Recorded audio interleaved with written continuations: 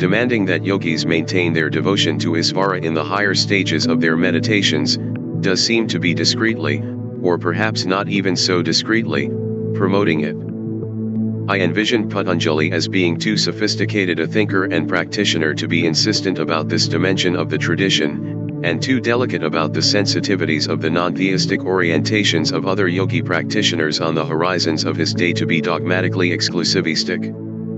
But he is clearly recommending submission to God as the best and most expedient path. When Ko was asked by Arjuna who is superior, those worshipping him with devotion or those trying to fix their minds on their own self, by their own prowess, Ko replied that the devotee is the best of those engaged in yoga, yuktadhamma, even though those whose minds are fixed on the individual self also attain him. 12. 1-4.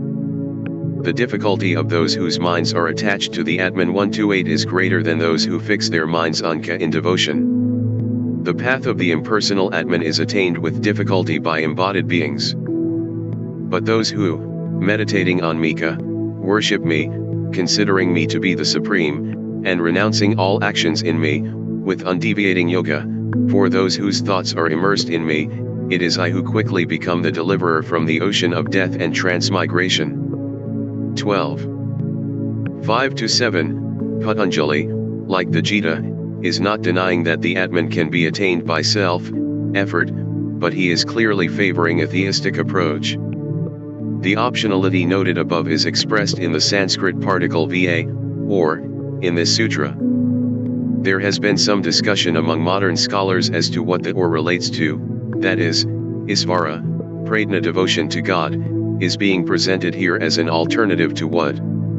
Some have argued that the or of the Isvara, pradna of this sutra is being presented as an alternative to the abhyasa, practice, and vairagya, dispassion, of I. 12.129. While this is not the view of the traditional commentators considered here, it does seem to reflect at least one traditional source. The Muslim traveler al-Biruni, who relied on an unknown commentary, that may not be much later than Vyasa's, takes it in the former sense. He structures his representation of the Yoga Sutras in a question and answer format, which, although it takes on a mildly Islamic flavoring in the segments dealing with Isvara, is nonetheless remarkably faithful to his sources. Question 11, is there a way to liberation other than the two ways, namely habituation and asceticism, abhyasa, practice, and vairagya, dispassion? Answer, liberation may be attained by devotion. This is constituted by withdrawal from the body and directing oneself towards knowledge, certainty, and sincerity in the heart, and towards praise, exaltation, and laudation with the tongue, and action with the limbs. God alone and nothing else is aimed at in all these, so that succor should come from him with a view to achieving eternal bliss. 130. In my view, it is unfeasible that devotion can be construed as an alternative to the practice and dispassion of I. 12. As no Indic, Hindu, Buddhist, or Jain, soteriological tradition promotes practice or dispassion as optional, not even the much misrepresented tantric traditions. The VA of the sutra is best read as an option to the self-reliance of the immediately preceding sutras I. 20-22. Thus, one can apply faith, vigor, memory, samadhi absorption, and discernment under one's own steam, or apply these in devotion to God, which can expedite the process. The succeeding section on Isvara will be followed by additional options for supports that can be used for stilling the mind, all using the particle va. I. 24. Klisa, karma, vipakasaya aparma purua, vyavara klisa, obstacle to the practice of yoga, karma, action, vipaka, fruition, maturing, asayer, by the receptacle, storage, or deposit of saskras, aparma, untouched, purua, soul, vaya, special, vara, the Lord is a special soul. He is untouched by the obstacles to the practice of yoga, karma, the fructification of karma, and subconscious predispositions. Vyasa, Vaikaspati Misra, and other commentators dedicate their longest commentaries to the sutra. Patanjali notes here that Isvara, too, is a Purua, but he is Vaya, special, that is, different and distinct from other Puruas. He briefly lists 4 conditions of Sasra from which Isvara is free, and these are elaborated upon by Vyasa and the commentators. The cause of Sasra is the klesas, obstacles, ignorance, ego, attachment, aversion, and the will to live, which are discussed in 2. 3. Under the influence of these, the individual engages in the second item on the list, karma, which consists of one's actions, whether good or bad. As discussed, actions produce a corollary, their fructification, listed here as vipaka, which is the effect they produce. Every action has a corresponding reaction. Chapter 2 will discuss in detail how these reactions manifest as the situation into which one is born, one's life expectancy, and one's life experience. 2. 13 to 14. Vyasa glosses the final term in the list, asaya, that which lies stored, with vasanas, habits, or clusters of saskras. While the terms are often used interchangeably, vasanas tend to refer to latent saskras of past lives, which lie dormant, albeit subconsciously molding personality, habit, and choice, and saskras to the more active imprints of this life generated at every moment. Saskras have to be contained somewhere, and the asaya is their bed or container in the siddha. Vaikaspati Misra adds that these vasanas and skaras, subliminal imprints or subconscious impressions that eventually fructify, lie stored as potencies in the field of the mind. Isvara is free from all of these conditions of sasra, hence he is a special type of purua. Since yogis who have broken the 3 bonds 131 and attained liberation are free from these influences, Vyasa makes a point of noting that Isvara is distinct from liberated puruas, since he never had nor ever will have any relation to these bonds. Unlike all other yogis, then, he never was bound and never will be. He is eternally the transcendent God, not some sort of a liberated yogi. As Akara points out, akliya, untouched, means never touched by the 4 conditions for sasra noted above, whether in time past, present, or future. A liberated yogi was once touched by all these in the past but is no longer in the present. Isvara was never touched to begin with. He is therefore in a different category from liberated yogis. The notion in some modern commentaries that Isvara is some sort of archetypal yogi, Iliad 1969, is nowhere to be found in the traditional commentarial tradition of the yoga school, nor, for that matter, in the usage of the term Isvara in the history of Indic philosophical discourse. In later classical Indic philosophical circles there were Isvara, Vadans, those believing in Isvara, and Nir, Isvara, Vadans, those who rejected the notion of an Isvara, a supreme god, but whether Isvara, Vadan or Nir, Isvara, Vadan, there was no debate at least as to the basic and general referent of the term, Isvara. The arguments were philosophical, revolving around whether the existence of a personal god was philosophically defensible, not semantic, in terms of what Isvara meant. 132 While the term can, on occasion, refer by extension to a being with extraordinary power, 133 texts such as the Mahabharata, the Gita, and later Upanishads indicate that Isvara was associated with a personal god, a supreme being, by Patanjali's time, and one would need compelling grounds to renegotiate the meaning of the term as it is used and understood by the entire later Indic philosophical tradition in general in the pre-modern period. The term cannot be extricated from its traditional context. On a related note, it is generally held, including in traditional philosophical discourse, that Patanjali's Isvara is not a creator sort of god. Skya is criticized in Vedanta for considering creation to evolve from inanimate prakti, pradhana, 134 rather than the conscious Brahman of the Upanishads, and the only criticism levied against yoga by this school is that it is viewed to hold the same position, Idana Yoga Pratyukta 135, so Patanjali's Isvara seems to have been seen in this light, and this is, of course, significant. Now, there are 2 types of creatorship, God as material cause, the material stuff of the world emanates from God, and God as efficient cause.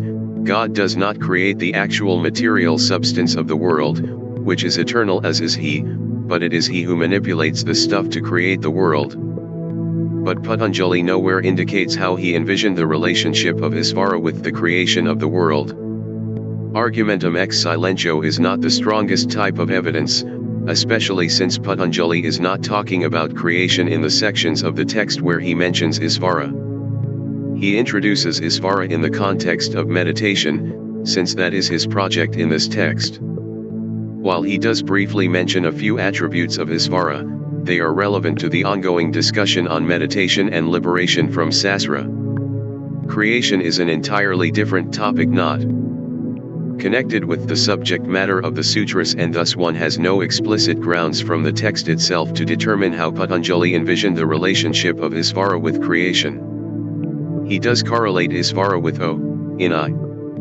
27, and would have been well aware that O is the designation for Brahman in the Upanishads, and that Brahman is depicted there and consequently in the Vedanta tradition as the source of creation. 136 And certainly all the commentators do accept the creatorship of Isvara, that is, Isvara as efficient cause. 137 This seems a fairly important point. Patanjali's compact sutras provide succinct information germane to his specific and immediate project, Citta, Vritti, Niraya, Samadhi. He thus provides whatever information related to Isvara is immediately relevant, that Samadhi can be attained by Isvara, that this is possible because Isvara is omniscient and beyond the klesas and other sources of ignorance dealt with in the text that impede Samadhi, that this can be attained by reciting O, etc.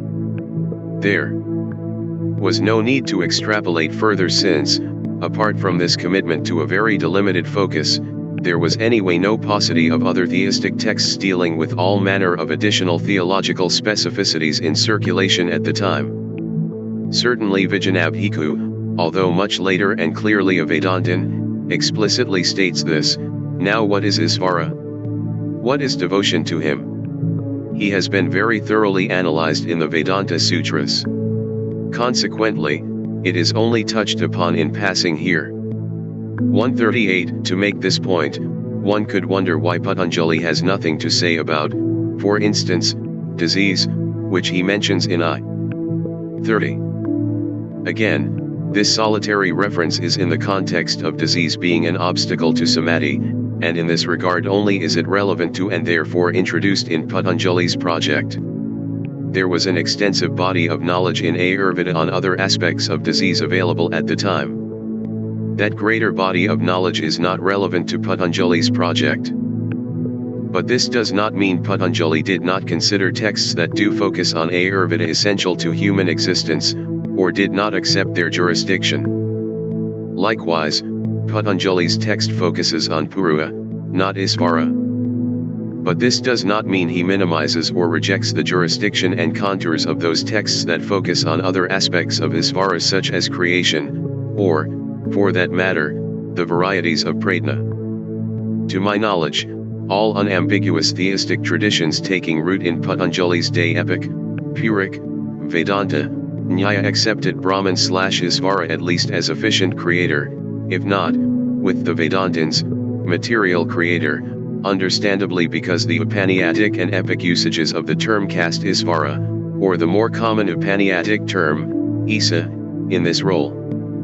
139 What grounds do we have from this period to insist that Patanjali's notion of Isvara was an exception other than the Vedanta Sutras reference?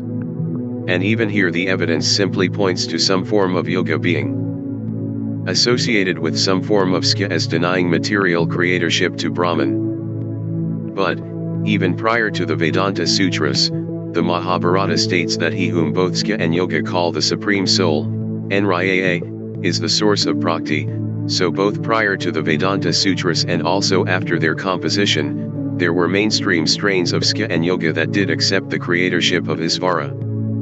We have no grounds to consider the author of the Vedanta Sutras to be referring to Patanjali's version of yoga in the quote noted above, since the Yoga Sutras postdated him.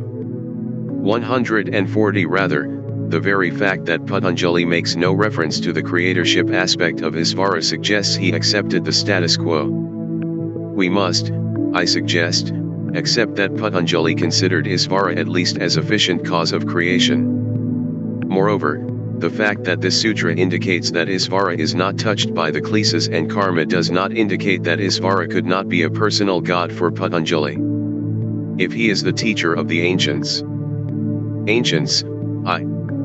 26, the bestower of liberation, 2. 45, and omniscient, I.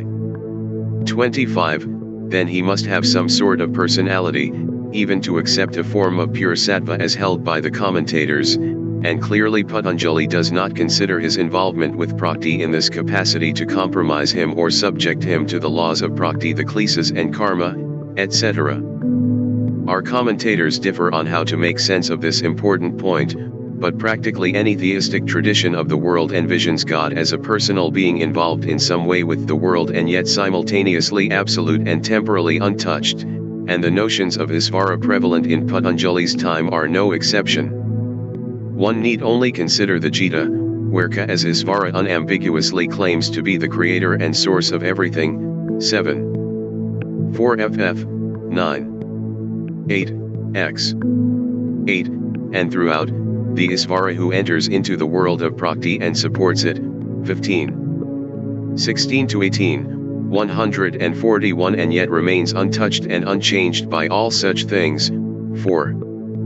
13 to 14, 9. 8 to 9. The point here is not to project the theology of the Gita onto Patanjali but to stress that Patanjali's Isvara cannot be extracted from the context of Isvara, related theologies of the time. The entire Svetasvatara Upanishad, 2, presents Shiva as Isvara, who actively creates, rules, and engages with the world and yet remains distinct and transcendent to it. 142 Moreover, the largest body of Sanskrit written material, the Puric genre, while yet to attain its final form, was absorbing oral traditions that predated Patanjali's time, and these are pervaded with Vayu/Ka and Shiva theologies of this sort. 143 We have no grounds to insist that Patanjali's Isvara be distinct from such theistic expressions, and thus stress that in our view Patanjali's reference to Isvara cannot be excised from this context of his time. Fewer than 25 words have been utilized in the sutras descriptive of Isvara.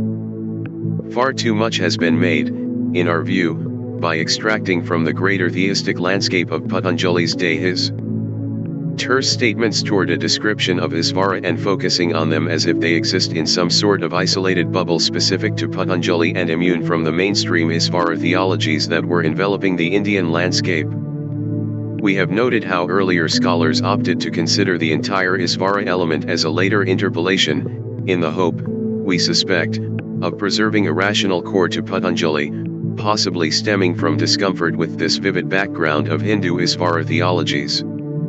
Even with the more careful attention of later scholars who recognize that the Isvara element is inherent to the text, one senses an aversion to pursuing the implications of this.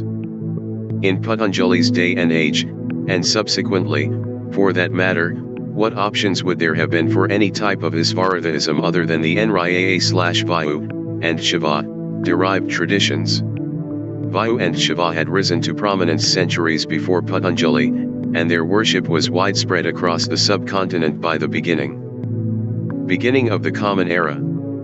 The Isvara theological options of the time are amply preserved in the epic and much neglected Puric traditions, and thus we have gone so far as to speculate whether, given the theistic options of the 2nd and 3rd centuries, one can legitimately reject the probability that Patanjali would have envisioned Isvara as either Vayu or Shiva, as I have considered, only somewhat gratuitously, elsewhere. 144 Many centuries prior to Patanjali, there were Skya/Yoga traditions preserved in the Mahabharata that were theistic, all with Vaishnav flavorings.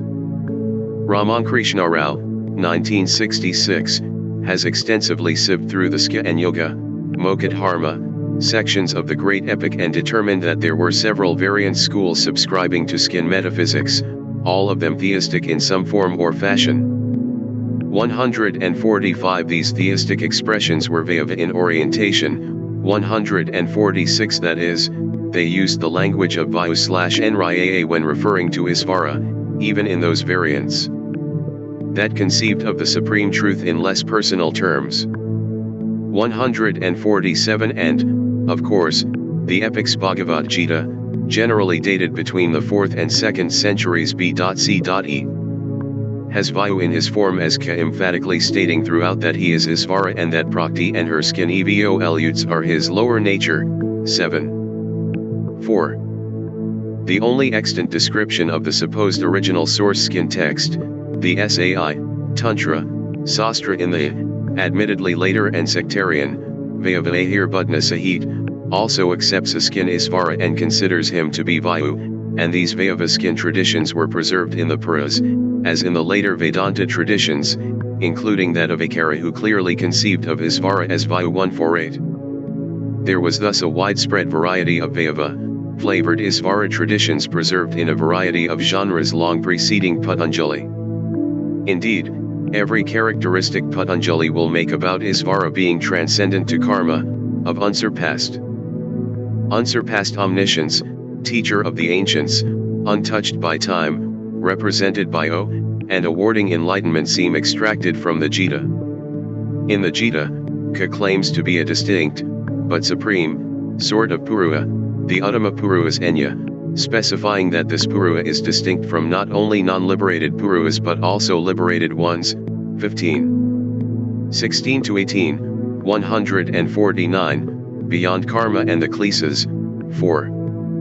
14, 9. 9, of unsurpassed omniscience. 7. 26, x. 20, 32, 11. 43, the teacher of the ancients. 4. 1, specified as Vivasvan the sun god, who in turn imparted knowledge to Manu, the progenitor of mankind, transcendent to time. X. 30, the sound O. 9. 17, the remover of obstacles impeding the progress of his devotees, and the bestower of liberation. 7. 14, 9. 30-32, x. 10-11, 12. 7, 18. 58. There is thus perfect compatibility in quality between Patanjali's unnamed Isvara and Ka as depicted in the Gita. Similarly with the attributes assigned to Nryaa/Vayu throughout the Nraya portion of the Mokkha Dharma section in the 12th book of the Mahabharata epic, which unambiguously presents Vayu as the supreme deity possessing all these characteristics throughout. 150. Of course, the Mahabharata with its Gita was not the only well-known philosophical text on the religious landscape at the beginning of the Common Era promoting theism to an identified Isvara.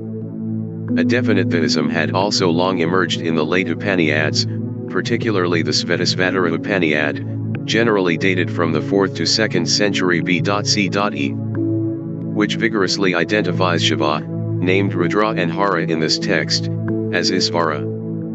Indeed, the Svetasvatara Upanishad assigns to Shiva several of the same generic characteristics associated with Isvara that Patanjali uses.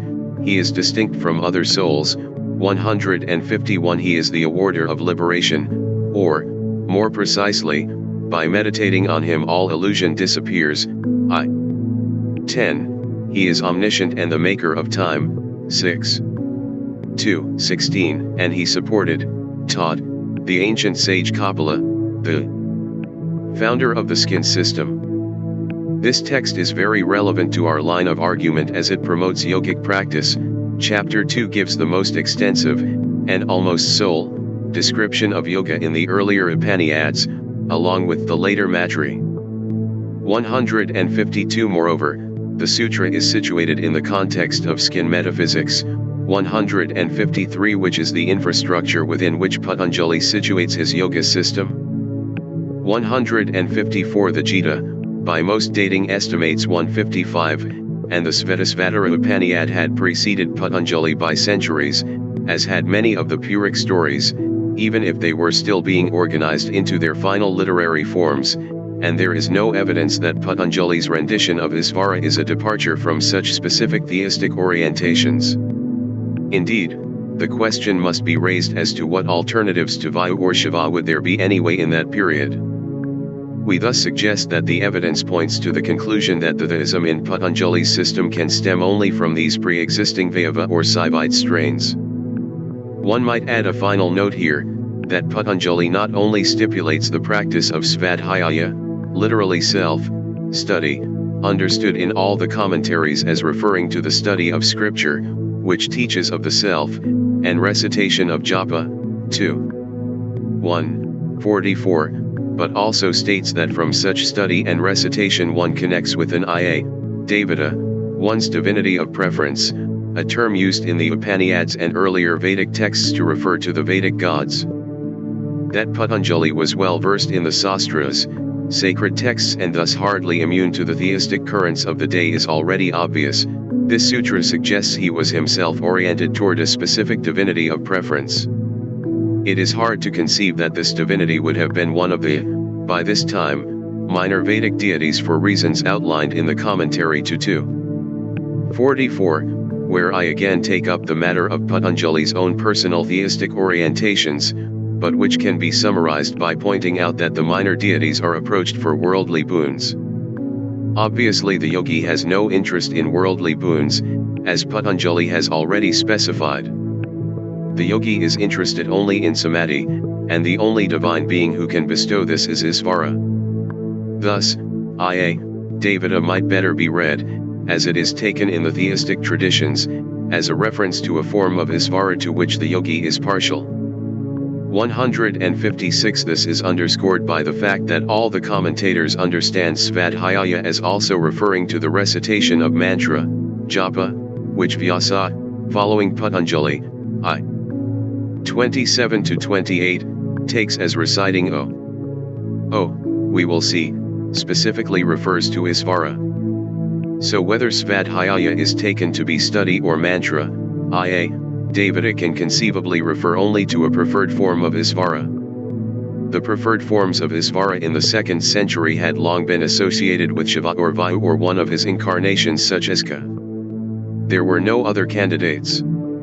If one felt inclined to push the matter, the scanty inferential evidence that can be brought to bear on the case for Vayu as Patanjali's Iya, Devata might include the facts that, apart from the evidence of the earlier Vaivava, flavored yoga streams preserved in the Mahabharata noted above, the later tradition considered Patanjali to be an incarnation of Ea, Vayu's serpent carrier in the ocean of milk, rather than, say, Nandi, Shiva's bull carrier, and assigns the primary commentary on Patanjali to the famous Vyasa, who is embedded in Vaivava narrative traditions. Indeed, the Mahabharata, 337.4-5, considers Vyasa a manifestation, Aa, of Vayu/Nryaa and the son of the latter. This might suggest the preservation of a tradition that was partial to Isvara as Vayu. For this and other reasons, 157 a case can thus be made that Patanjali personally subscribed to the Vaivava/Vayu, flavored theism of the older epic and Purikshya and Yoga traditions. But one can also make a case for Shiva. Perhaps any such reading of the sparse evidence reflects pre-existing dispositions, but one can certainly argue that Isvara in Patanjali's time had long been associated with Vayu and Shiva, and thus Patanjali would in all likelihood have been either a Vaivite or a Saivite. Having said all this, one cannot ignore the fact that Patanjali chose not to disclose his understanding of Isvara other than in the most general categories of relevance to the specific focus of the sutras, Siddha, Viti, Nara. I like to imagine that Patanjali is too sophisticated and broad-minded a thinker to risk sectarianizing the otherwise universalistic tenor of the sutras and thereby alienating the sensitivities of aspiring yogis with theistic, or non-theistic, orientations different from his own.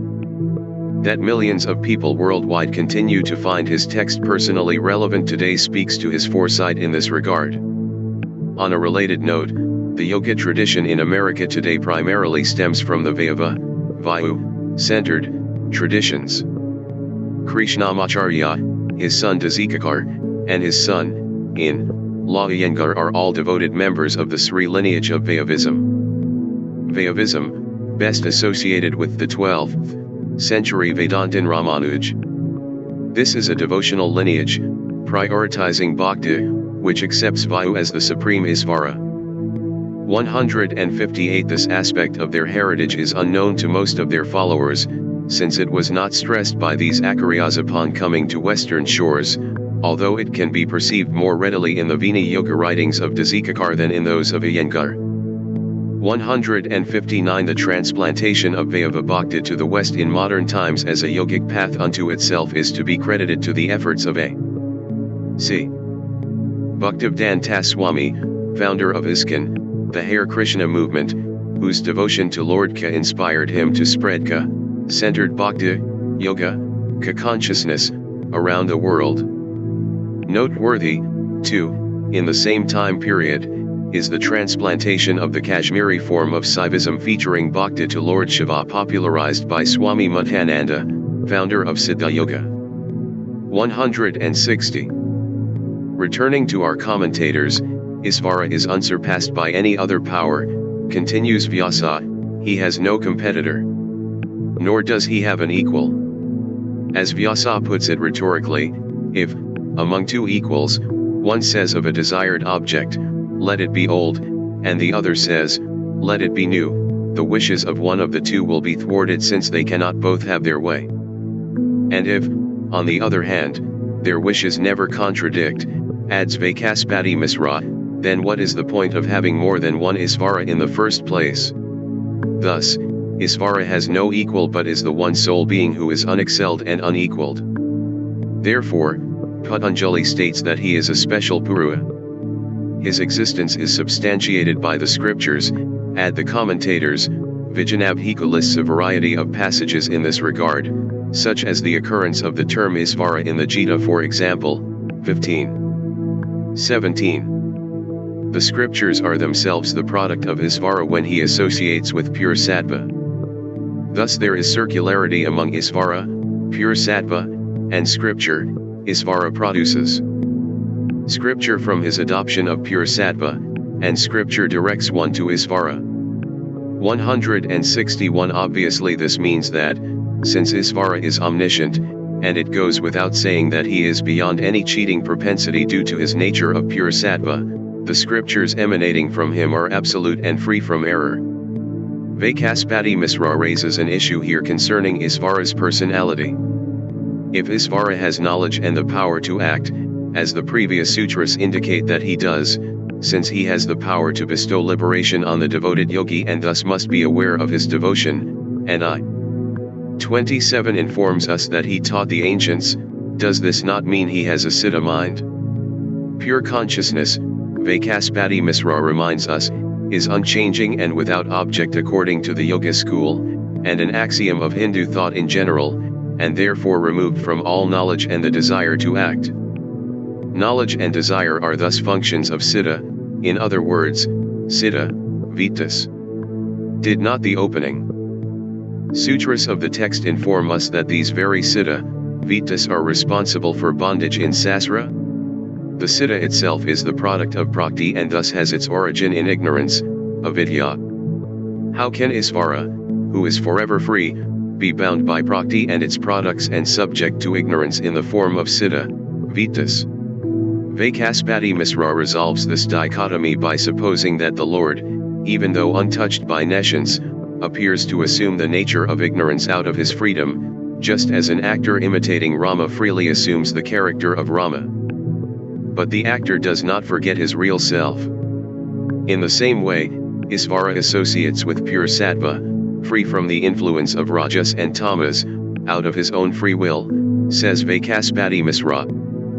162 A parallel notion of Isvara is expressed in the Gita, although I am unborn and my nature is imperishable and although I am the Isvara of all beings. Yet I come into being by my own power by controlling prakti, which is mine. 4. 6. Nonetheless, even if Isvara associates with prakti out of freedom rather than bondage, his inclination to do so still indicates desire on his part, and desire, for Vaikaspati Misra, is also a symptom of ignorance. To address this philosophical objection, Vaikaspati Misra patches together a rather complicated argument that will not meet the approval of Vijñanabhikkhu. He argues that Isvara is transcendent to time. Before the dissolution of the universe, 163 Isvara determines, or wills, that he will again associate with Sattva when the next universal manifestation occurs. This wish or saskara is deposited into Sattva along with the collective saskaras of all embodied beings. When dissolution occurs, all saskaric puruas remain in a latent state until the next manifestation. The saskaras each purua had accumulated in past lives also remain latent but are again regrouped around the appropriate purua when the next cosmic manifestation takes place. This, for Vaikaspati Misra, applies to Isvara. After dissolution, Isvara disconnects from Sattva and all acts of volition, i.e. from the Siddha, as do all other puruas. But when the universe manifests again, Isvara's determination from the previous cycle is activated, like a cosmic alarm clock, and Isvara again associates with Prakti, just as, says Vaikaspati Misra, Katra who contemplates tomorrow I must get up at daybreak and then, after sleeping, gets up at that very time because of the saskara he had deposited into the Siddha the previous day to this effect. This cumbersome explanation is construed to explain how desire, knowledge, and the will to act, which in conventional yoga understanding are Siddha, Vittas indicative of unliberated puruas in Sasra, can exist in Isvara, whom Patanjali says in the sutra, has always been pure and liberated and free from ignorance. Vaikaspati Misra does not explain how, in the new cycle of creation, the pure and independent Isvara can become influenced by the reactivated Sattva containing his deposited wish from the previous cosmic cycle. Vijñanabhikkhu draws attention to this problem, pointing out that it is ignorance that causes purua to associate, or, after cosmic dissolution, reassociate, with Prakti. But how can ignorance be applicable to Isvara? Rather, for Vijñanabhikkhu, desire, knowledge, and the power to act exist in Isvara eternally. Here, he again reflects the position held by certain Vedanta schools, which also hold that Isvara's mind and, for that matter, body are not Praktic productions, even in its pure sattvic potential, but made of pure Brahman and thus part of the essential nature of Isvara rather than an external Praktic covering as is the case with the mind and bodies covering the puruas in Sasra. 164.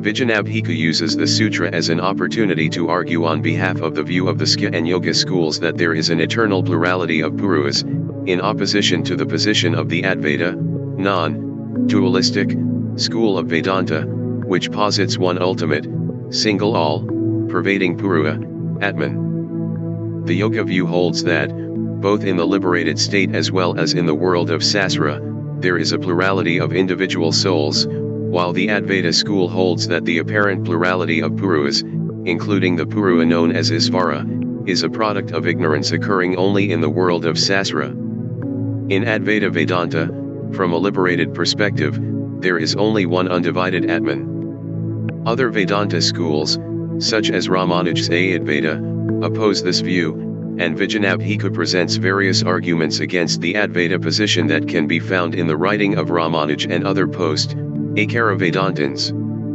For example, if there were only one ultimate undivided Atman, then if any one jiva, the Atman in Sasric bondage, becomes liberated, it attains to this undivided state.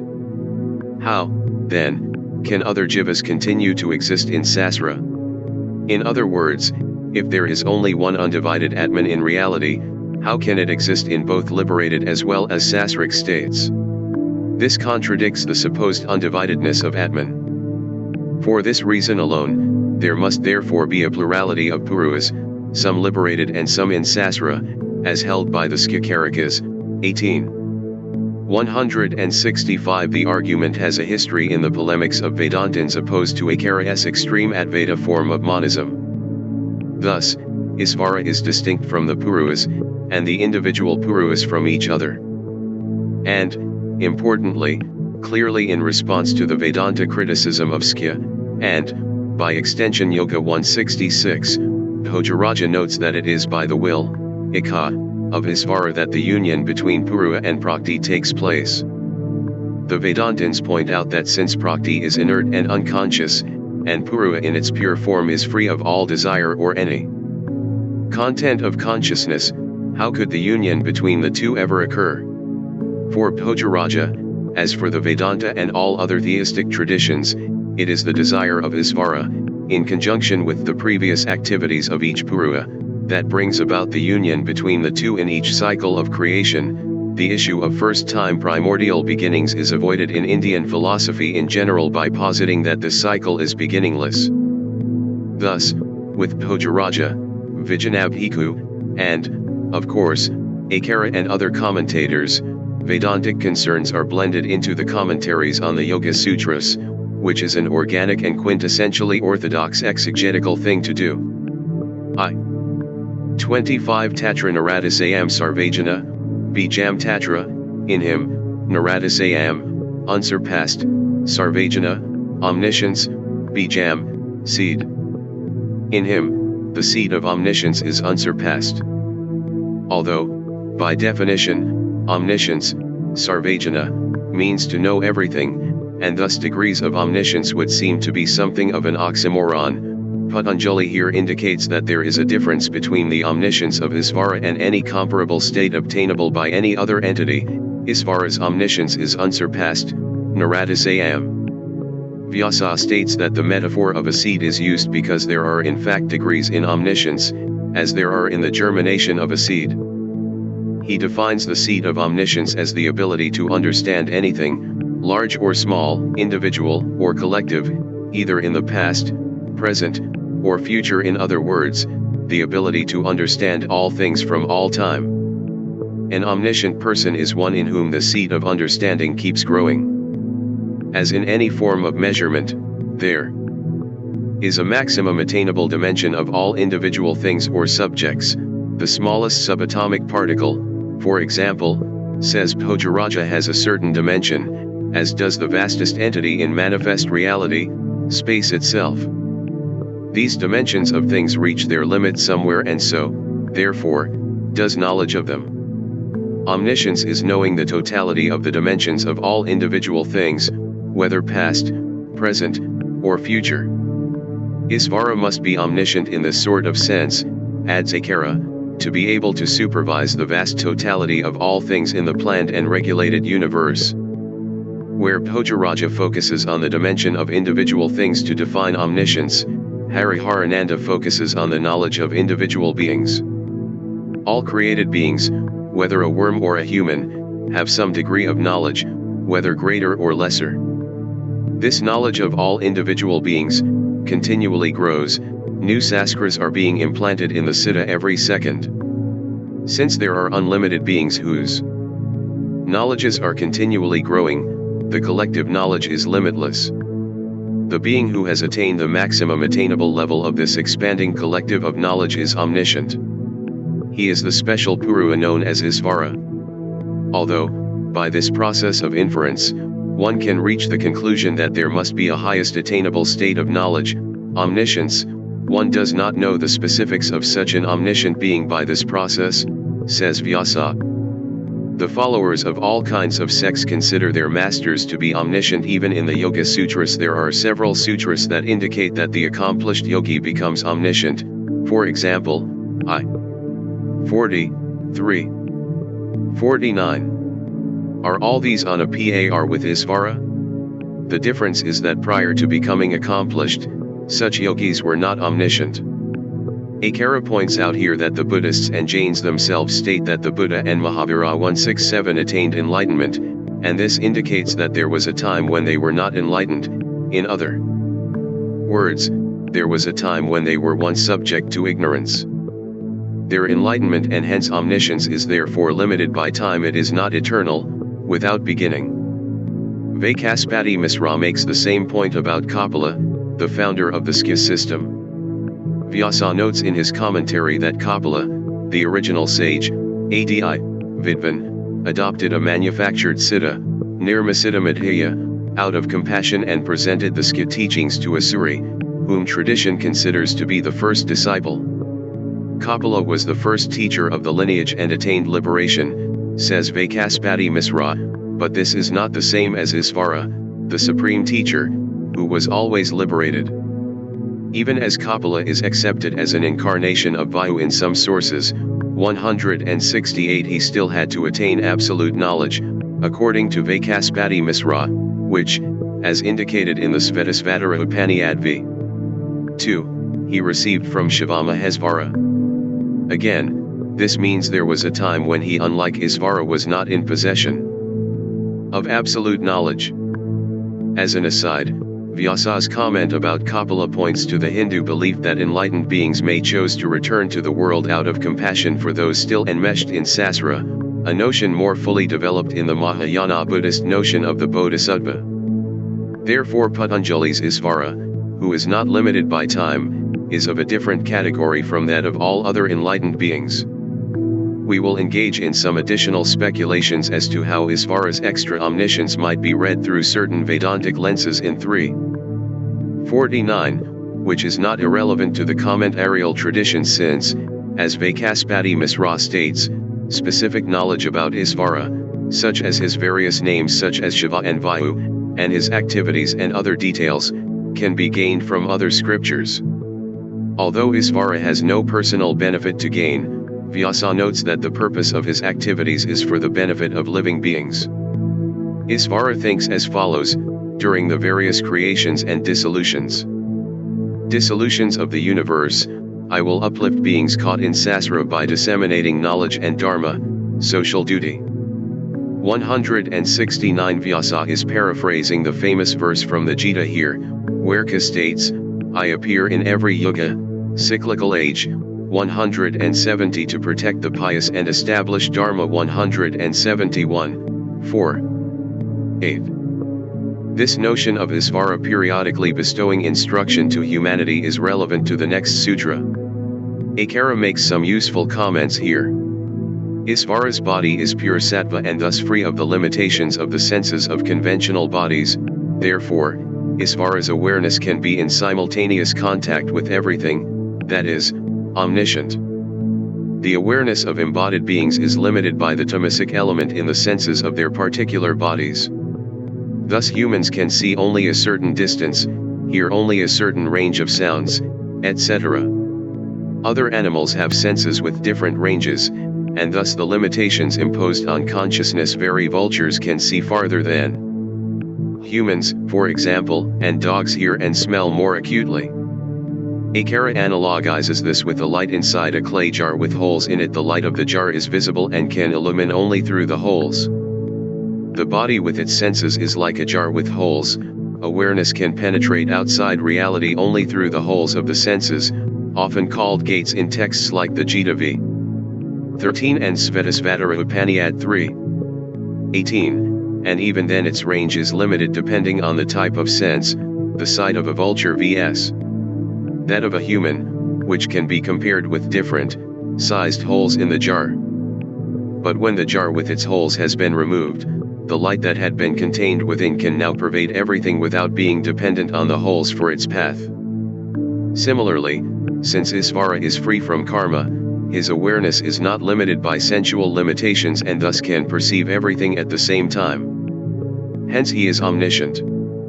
Vaikaspati Misra considers the atheistic position that God could not have created the world because it is full of pain. If there were a compassionate God, he would have created a world of undisturbed enjoyment.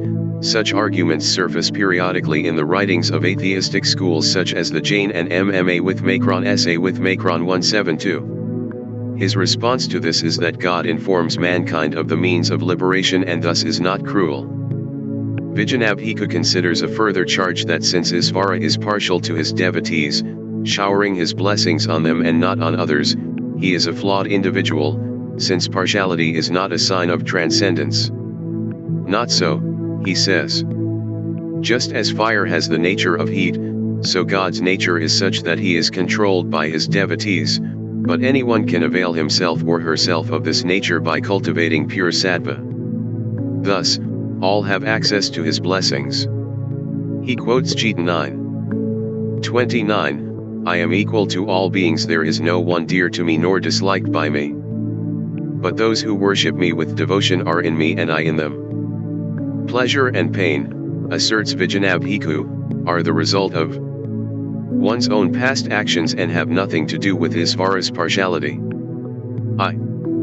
26 Pirvem API Guru Kalanane Vakadat Pirvem, of the ancients, API, also, Guru, teacher, Kalina, by time, Ane Vakadat, because of not being limited or conditioned by Isvara was also the teacher of the ancients, because he is not limited by time. Vyasa states that the ancients, Purv, those who went before, were subject to time, Kala, that is, they were mortal beings with finite lifespans. The one who is not so subject to time is Vara, who transcends time, is the guru of even the ancients. Moreover, just as Isvara existed as the perfect being at the beginning of this creation, so was he. The same in previous creations. The commentators hold that the sutra differentiates Isvara from beings like the secondary deity Brahma 173, not to be confused with Brahman, whose immense lifespan encompasses the duration of one universal cycle but who ultimately and eventually dies like all created beings and is reborn in the next cycle of creation. Isvara is not such a created being subject to birth, death, cyclical creation, or any other manifestation of time. Time for the yoga school simply means the movement of the guas of prakti, that is, the movement of matter. A day is simply the apparent movement of the sun in the heavens, a season, the movements of nature, a year, the earth's movement around the sun, a lifetime, the movement of one's body over the years, a civilization or world epoch, the movement of people and events, and the rise of edifices or monuments that eventually crumble and return to their praktic source. Everything in Skya and Yoga is nothing. Nothing other than the product of the interaction and movement of the guas underpinning prakti. Being subject to time, embodied beings of the present day are not free to receive teachings directly from, say, Patanjali, Christ, Buddha, Abraham, or Muhammad, etc.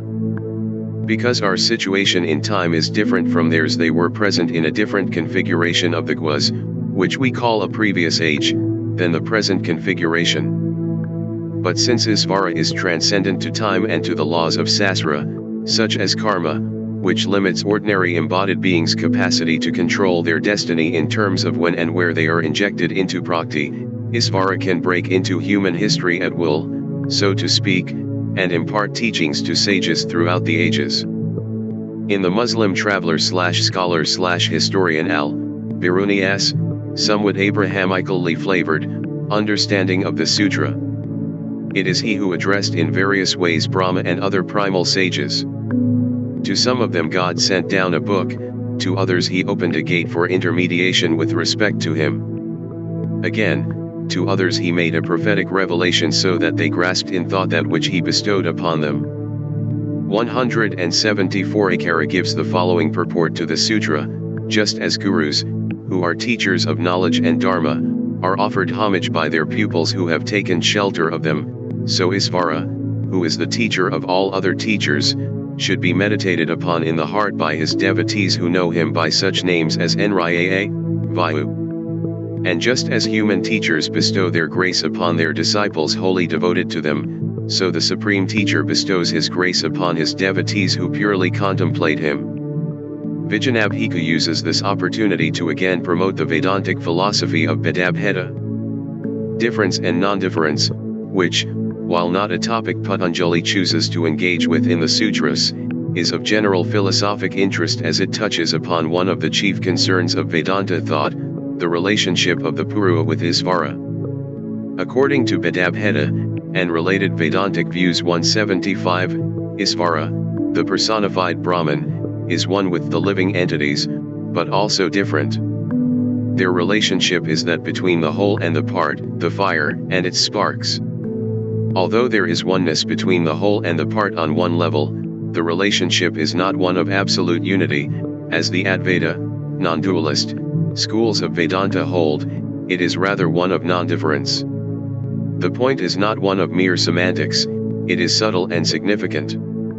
The spark is non-different from the fire in substance, yet not absolutely identical to the fire, it has its own individuality. Thus a measure of duality or difference is maintained even in unity. In this way, the Purusha is one with Brahman in quality but also eternally distinct in that it has inherent individuality. Thus, although through categories alien to the sutras themselves, Vijñanabhikkhu is actually defending at least one central tenet of the yoga tradition, the eternal individuality of the Purusha, whether Isvara or other. The issue of whether the soul retains its individuality in the liberated state is one of the main metaphysical questions differentiating Advaita Vedanta from most other Hindu theologies.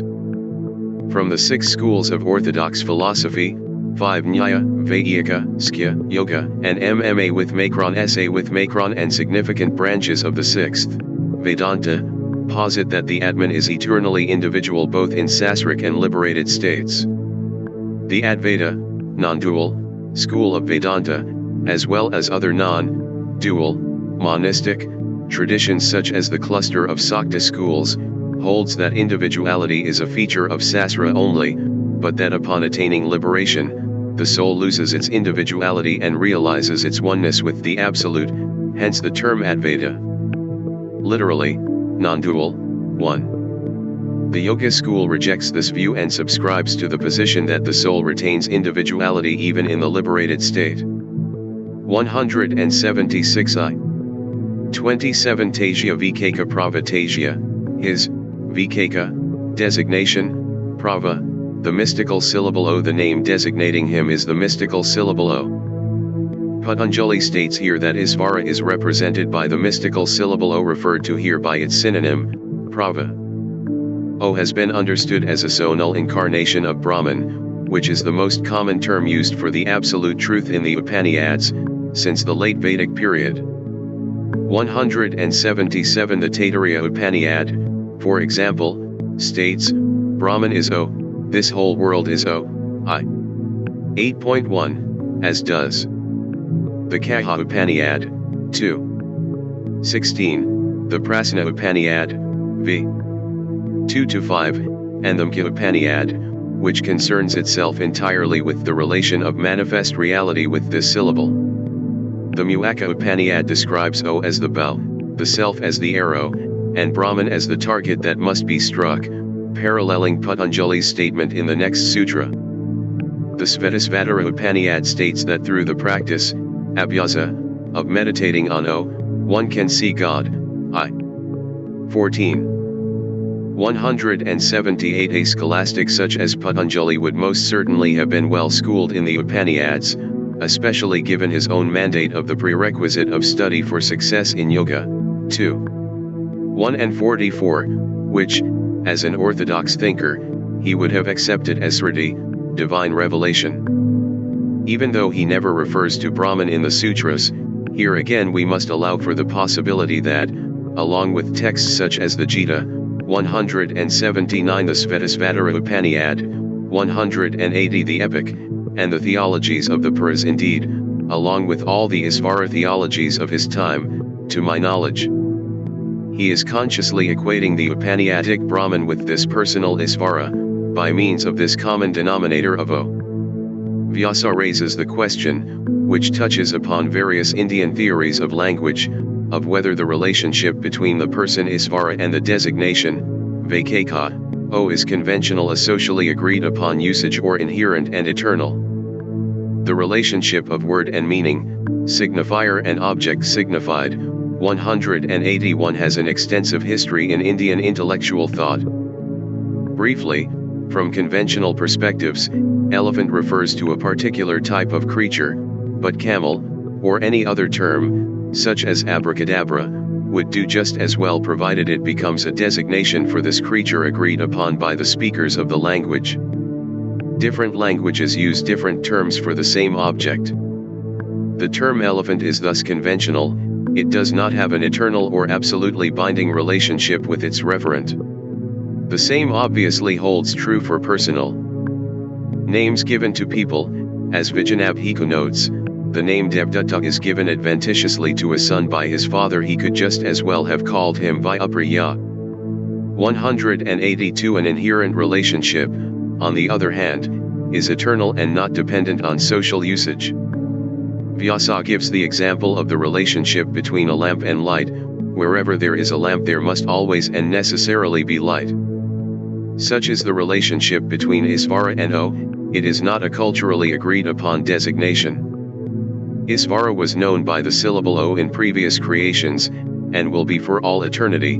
It is an eternal designation not assigned by human convention or socially agreed upon usage. We will further explore the yoga understanding of language in general in 3:17. How can this be? Wonders Vaikaspati Misra. After all, O is just a sound and merges back into Prakti along with all other sounds and all material objects at the dissolution of the universe. And its powers must thereby disappear. At a new creation, how can this particular phoneme regain its power from the previous creation? It remanifests with all its previous power, he continues, just like life, forms that disappear into the earth during the dry season burst back into the same life, forms after the rains. This particular and specific phoneme is eternally invested by Isvara with his power. 183. One can conclude, then, that not being subject to time, Isvara is not subject to cyclical creation and therefore can invest his potency eternally into the sacred syllable O. This process of Isvara investing his potency in the sound of O has been compared to fire permeating an iron ball. When an iron ball is placed into the fire, it becomes permeated by the fire such that the iron exhibits all the qualities of fire. In other words, it becomes fireized, so to speak, manifesting the powers of fire, such as heat and light, by dint of being pervaded by fire. In this regard, on one level, it becomes non-different from fire, even as on another level, it remains an iron substance and fire remains a distinct physical substance. In the same way, O becomes permeated by Isvara such that it manifests the qualities of Isvara. It becomes Isvara-ized, so to speak, manifesting the powers of Isvara, such as the powers of illumination and purification, by dint of being pervaded by Isvara.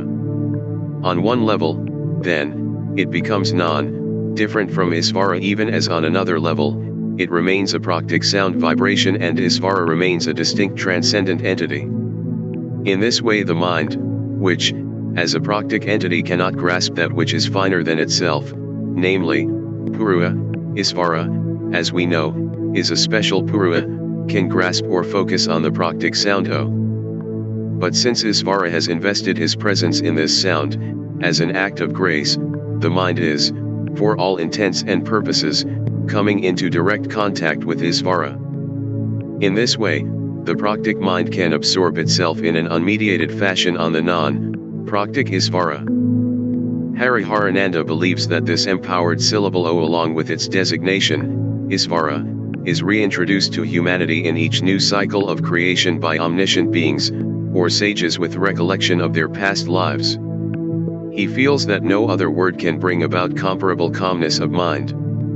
Moreover, it is easy to pronounce since, unlike consonants, vowels can be pronounced in prolonged continuity.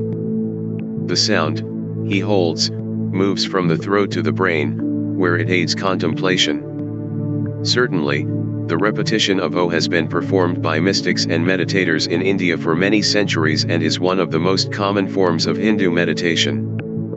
Akara gives a popular etymology for prava, the term used here by Patanjali to refer to O. Popular etymologies are common in exegetical literature and usually break a word down into its components, assigning extended theological meaning to each segment. While they are not always accepted by modern-day historical linguists as etymologically accurate, such derivations are a good example of how many of the important Vedic terms are reconfigured to conform to specific theological principles of later times.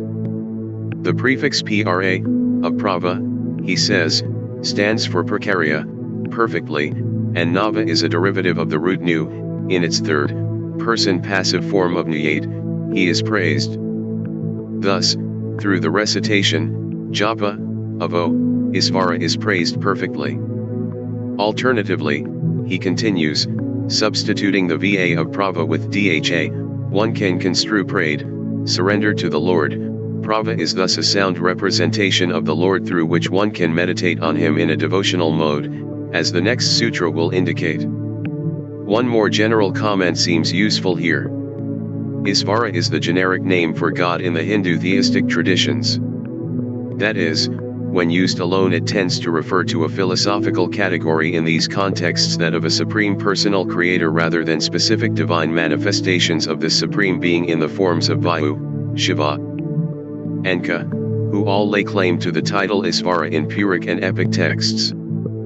Factually, however, most yogis over the last 2 millennia have been associated with these devotional sects and hence tend to add the specific name of their Iya, Devata, their preferred personal form of divinity, the object of their personal devotion, a notion discussed in 244, onto the O mantra.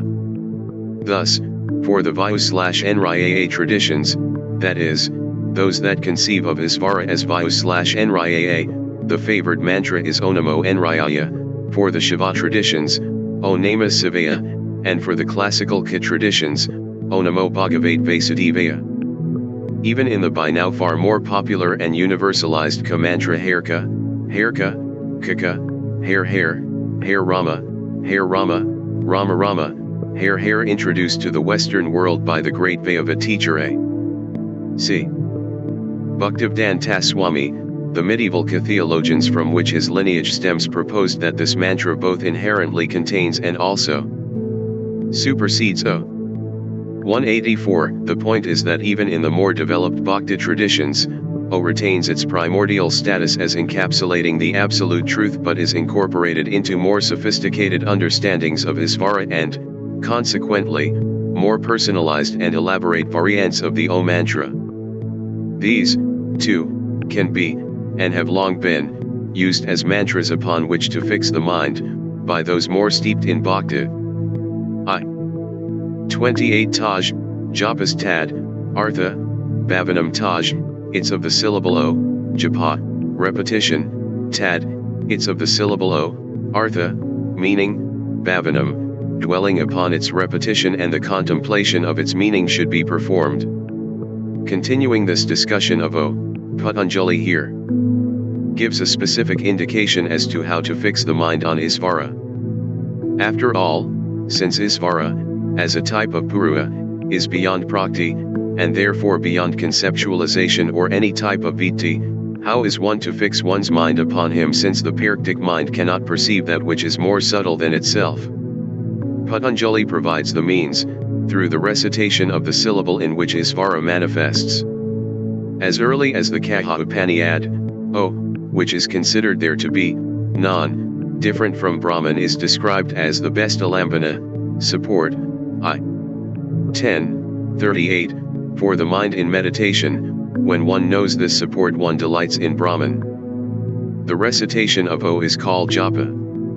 Japa is an old Vedic term common in the old Brahma texts, where it referred to the soft recitation of Vedic mantras by the priest. 185 Vyasa states that by constantly repeating O and contemplating its meaning, Artha, namely Isvara, the mind of the yogi becomes one, pointed the goal of all yoga practice. Vyasa quotes a verse from the Vayupara, from Svadhyaya reciting mantras, let yoga be practiced, and from yoga let reciting mantras be performed, by perfection in both, the Supreme Atman shines forth. 186 Elaborating on this, Vaikaspati Misra takes the sutra as specifying how to engage in meditation on Isvara, that is, the devotion to Isvara referred to in Sutra I. 23. He understands the bhavna, dwelling upon, of this sutra as permeating the mind again and again. 187 and Pojaraja considers it the entrance into the mind of an object again and again to the exclusion of all other objects. 188, bhavna occurs also in 33, 34. Repeating O and contemplating its meaning, that it is the sound representation of Isvara, the object of the yogi's surrender, when coupled with Patanjali's usage of pradna, devotion, in I. 23, points to chanting the mantra in a devotional mood. According to the Bhakti traditions, recall that Vyasa considers Isvara, pradna a special sort of bhakti. By doing this, thoughts of the Lord become the very substance of the siddha, a sort of isvarizing parallel to the sattvasizing activities of the yogic lifestyle. 189. Just as an image and associations of, say, a cow, arise upon hearing the word cow, so thoughts of the Lord arise in the siddha upon reciting and hearing his name, japa. Akara notes that such japa can be mental or softly audible. By such recitation, japa, the siddha becomes saturated with saskras connected to God. Of course, in meditation proper, the mind remains fixed on one such saskra, specifically, the mantra encapsulating Isvara. This results in a feeling of bliss. More important, continues Vaikaspati Misra, the Lord then becomes gracious to such a devotee and awards him or her samadhi. Akara's analysis of the sutra reflects the widely held view in Hindu traditions touched upon previously that in addition to perception of Purusha, the yogi whose practice is imbued with devotion can also directly perceive God as a distinct but supreme Purusha. Since O has an inherent relationship with Isvara, says Akara, by reciting O the yogi can meet Isvara face to face, that is, the recitation of O with intense concentration not only brings Isvara to mind but also takes one to a supersensory face to face encounter with Isvara. By perfecting the repetition of O and meditation on the Supreme Isvara, the Supreme Atman, Paramatman, situated in the highest place, Paramihan, shines forth for the yogi. 190 Vijanabhiku articulates the same view. His name is the Prava, O. And Pradna, devotion, consists in contemplating him, preceded by chanting O and culminating in direct perception of him. This absorption sayama with regard to the Supreme Isvara is the primary practice in asamprajanata, samadhi and the attainment of liberation. Absorption on the personal Atman, on the other hand, is secondary. 191. Here we find the Vayava view articulated that the realization and perception of Purusha is a secondary, less important goal of yoga. The higher goal is the realization and perception of Isvara, the supreme form of whom both Akara and Vijanabhiku consider to be Vayu. Be that as it may, as Coward, 1985, 356, recognizes, according to the yoga tradition, it was this route to Isvara that was chosen by the majority of yogis as their path to release. Coward gives a fascinating correlation of Akara's comments here with the various stages of samadhi. He attempts a hermeneutic of the mechanics underpinning this perception of Isvara through chanting O. Coward's representation of the stages involved in this process involves the subdivision of the Vitarka and Vikara states of samadhi into sa and nir forms. The prefix sa means with, and nir without. This will be explained fully in I. 42-44. In the Savitarka stage of chanting, O is mixed up with the conventional meanings and ideas associated with it. For example, one may have a mental image of Isvara derived from some picture or a description in a Puric scripture, or one's ideas on Isvara will be molded by some sectarian theological notions, or even from pure imagination. In other words, one's mind will be conditioned by convention in some form or fashion. Therefore, at this stage, even though one is fully absorbed in chanting the mantra without external distraction, which is the prerequisite of any of the levels of samadhi, nonetheless this stage of samadhi is obscured by these habitual ways of conceiving Isvara. At the Nirvitarka stage, these conventional ways of thinking are weakened, and the object of meditation, in this case Isvara, appears in its own pure nature, unobstructed by mental clutter and imposition. Coward states. From the reports of yogis like Patanjali and Vyasa, in this experience, one comes to know Isvara as the original speaker of the Vedas to the Aryas, although, of course, to put this into conventional words, as we have just done, already reduces us back to the level of Savitarka.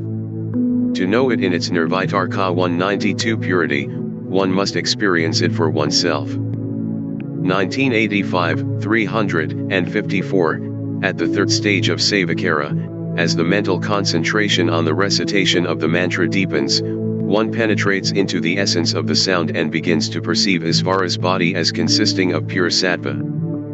The yogi's mind is now so completely identified with Isvara that it is no longer aware of its own separate existence. One is so absorbed in this vision that one has lost all self-awareness. One has merged into Isvara, although one must always bear in mind that this is not the merging of Advaita, Vedanta, where the soul is held to actually ontologically lose its separate identity. Purua never loses its separate identity in yoga.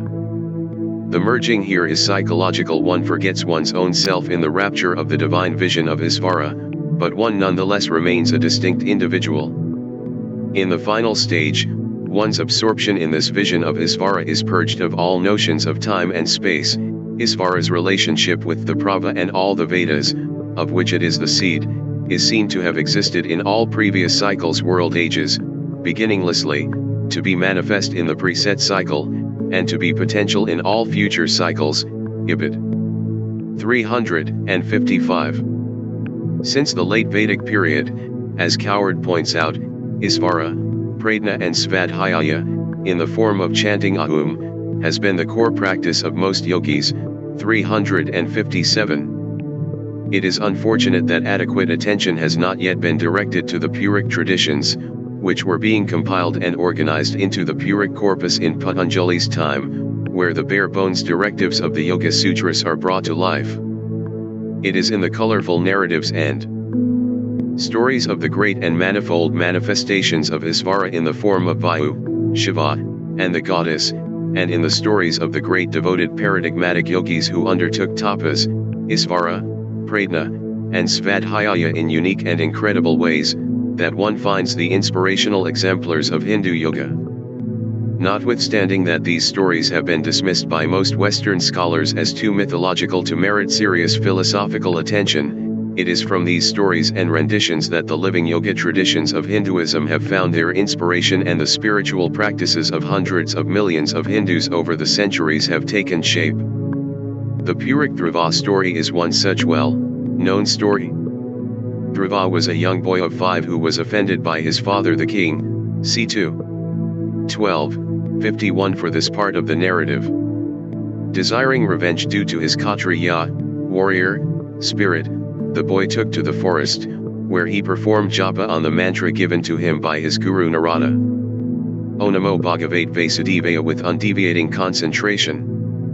The devotional traditions typically retain the ancient syllable O, given its correlation with Isvara and with Brahman, but adjoin to it the specific name of Isvara they revere, in this case Ka. As a result of his constant focus, and incredible austerities, c. 51, Vayu appeared to the boy despite his tamasic motive in undertaking this meditation. Connecting this story with the Vitarka stage of Samadhi described in I. 17, Vijanabhika remarks that, in the Bhagavatapura and Vaishnava tradition in general, there are 2 ways of gaining a vision of God through meditative practice, that is, 2 types of divine epiphany. God can appear either in an external physical form and be perceived externally by the physical eyes of the dedicated devotee, as in the Dhruva story, or internally to the meditating devotee. Put more precisely, in this latter case, the yogi's awareness can be transported to another non-parctic plane of consciousness, Sigwa. Brahman 193, even as the devoted yogi still retains his physical body, an experience that Vijanabhika correlates with Vitarka meditation, the direct perception of Vitarka, Samadhi is different in character from the perception of the form of 4-armed Vayu by Dhruva and others attained by the practice of japa and penance, etc. The Supreme Isvara, being satisfied with the penance and meditation of such devotees, created a body for himself and manifested before them and interacted with them by talking to them and so forth. Yogis, on the other hand, by the power of their yoga practice, directly perceive the 4-armed body of the Lord situated in the eternal divine realm, even though they themselves are somewhere else. 194 Thus Dhruva here experiences both an internal and an external vision of Vayu. It was, and remains, primarily scholastics or dedicated practitioners who would have seriously studied or engaged intellectually with Patanjali's Yoga Sutras, which remains true for most yoga practitioners in the West today. For everyday Hindus, the teachings of the classical knowledge systems are translated into and transmitted through popular stories. We include here a translation of the episode from the Bhagavata-pura, 4. 8.43 to 9.2, referred to here by Vijanabhikkhu, which describes part of Dhruva's mantra meditation and the resulting manifestation of Isvara, Vayu, before him, as an example of how the technical and esoteric stages of classical yoga are made accessible and come to life in the popular and colorful narratives that form the core of real, life Hindu religious identity.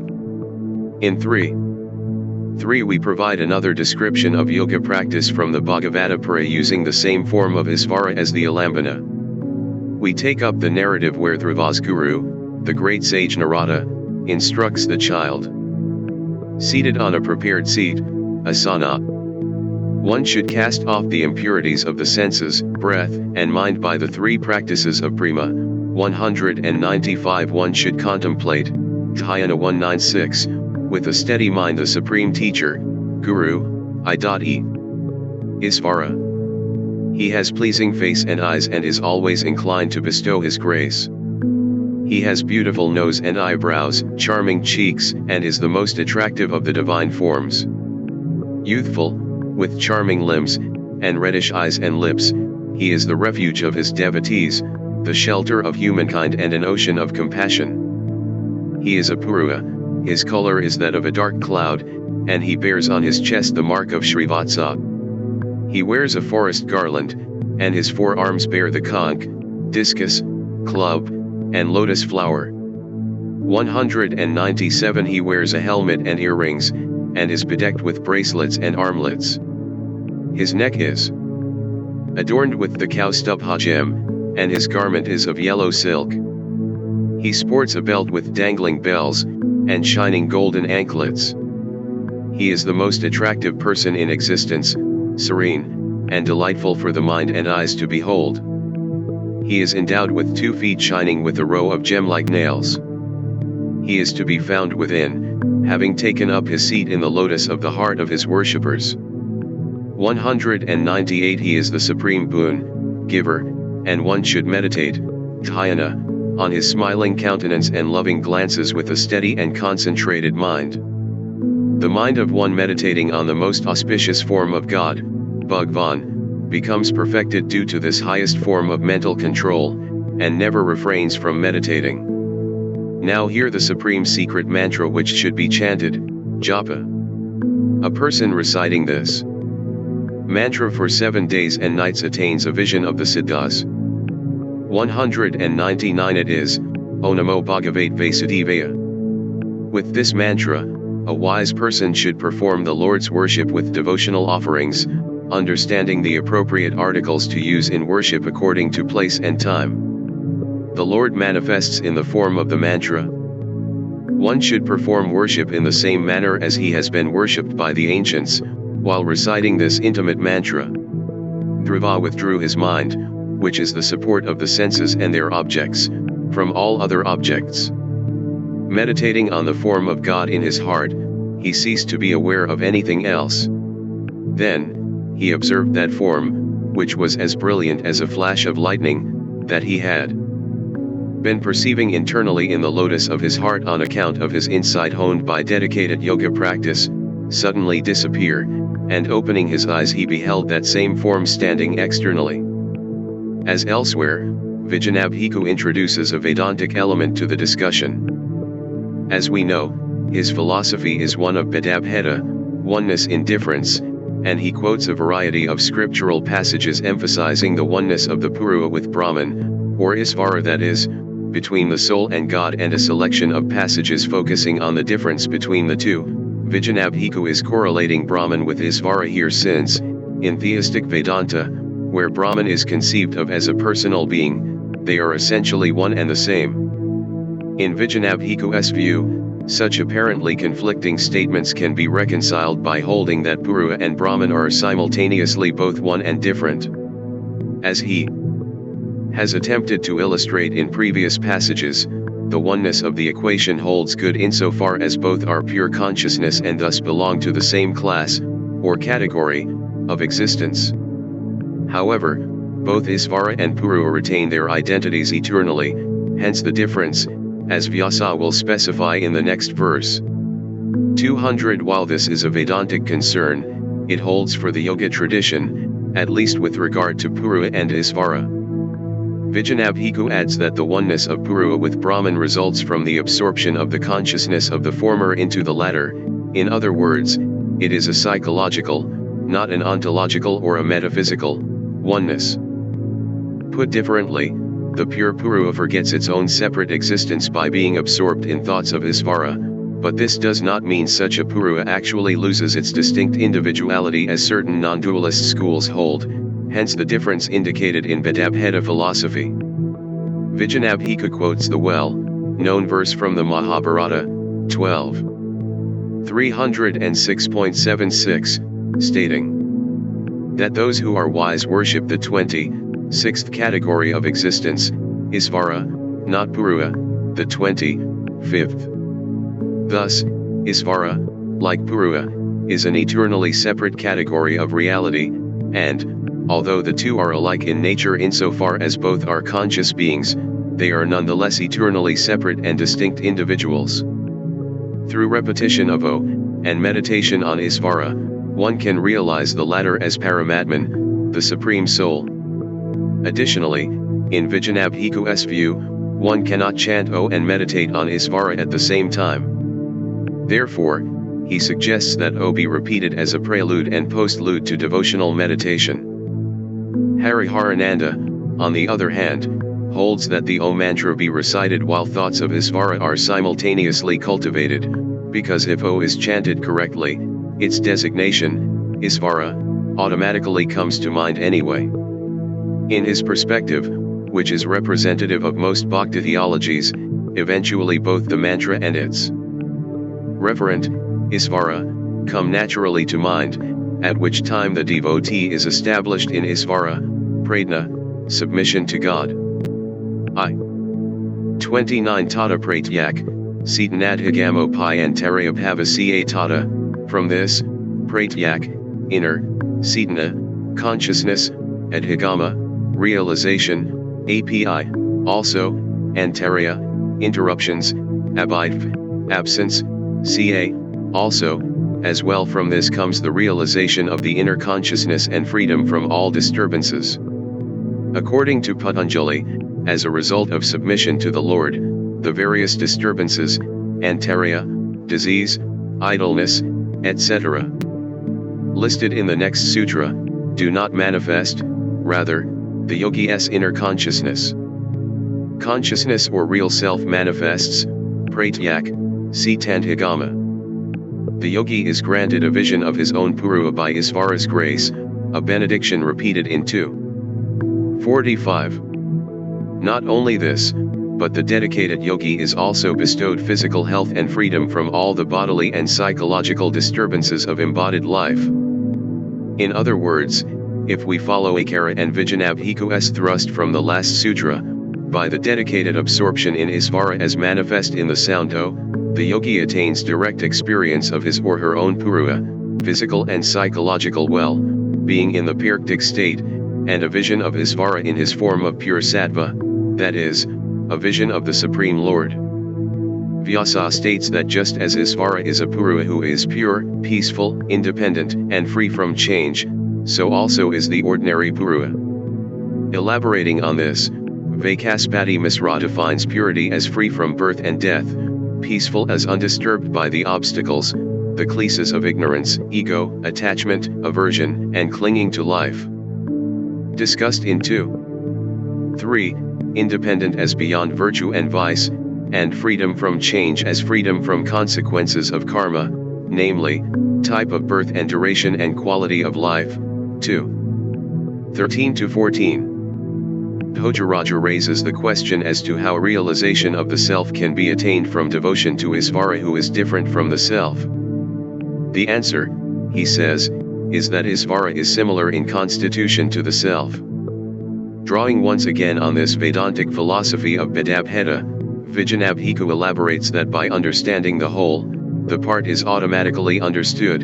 In other words, by absorption in Isvara, God, one realizes one's own self as part of Isvara. Regarding devotion to Isvara, whom he notes the ancients speak of as Vasudeva and Bhagavata, Vayuslashka, he quotes a verse from the Ban, Naradiyapura, for one who desires liberation, the path that is blissfully performed is devotion to Vayu.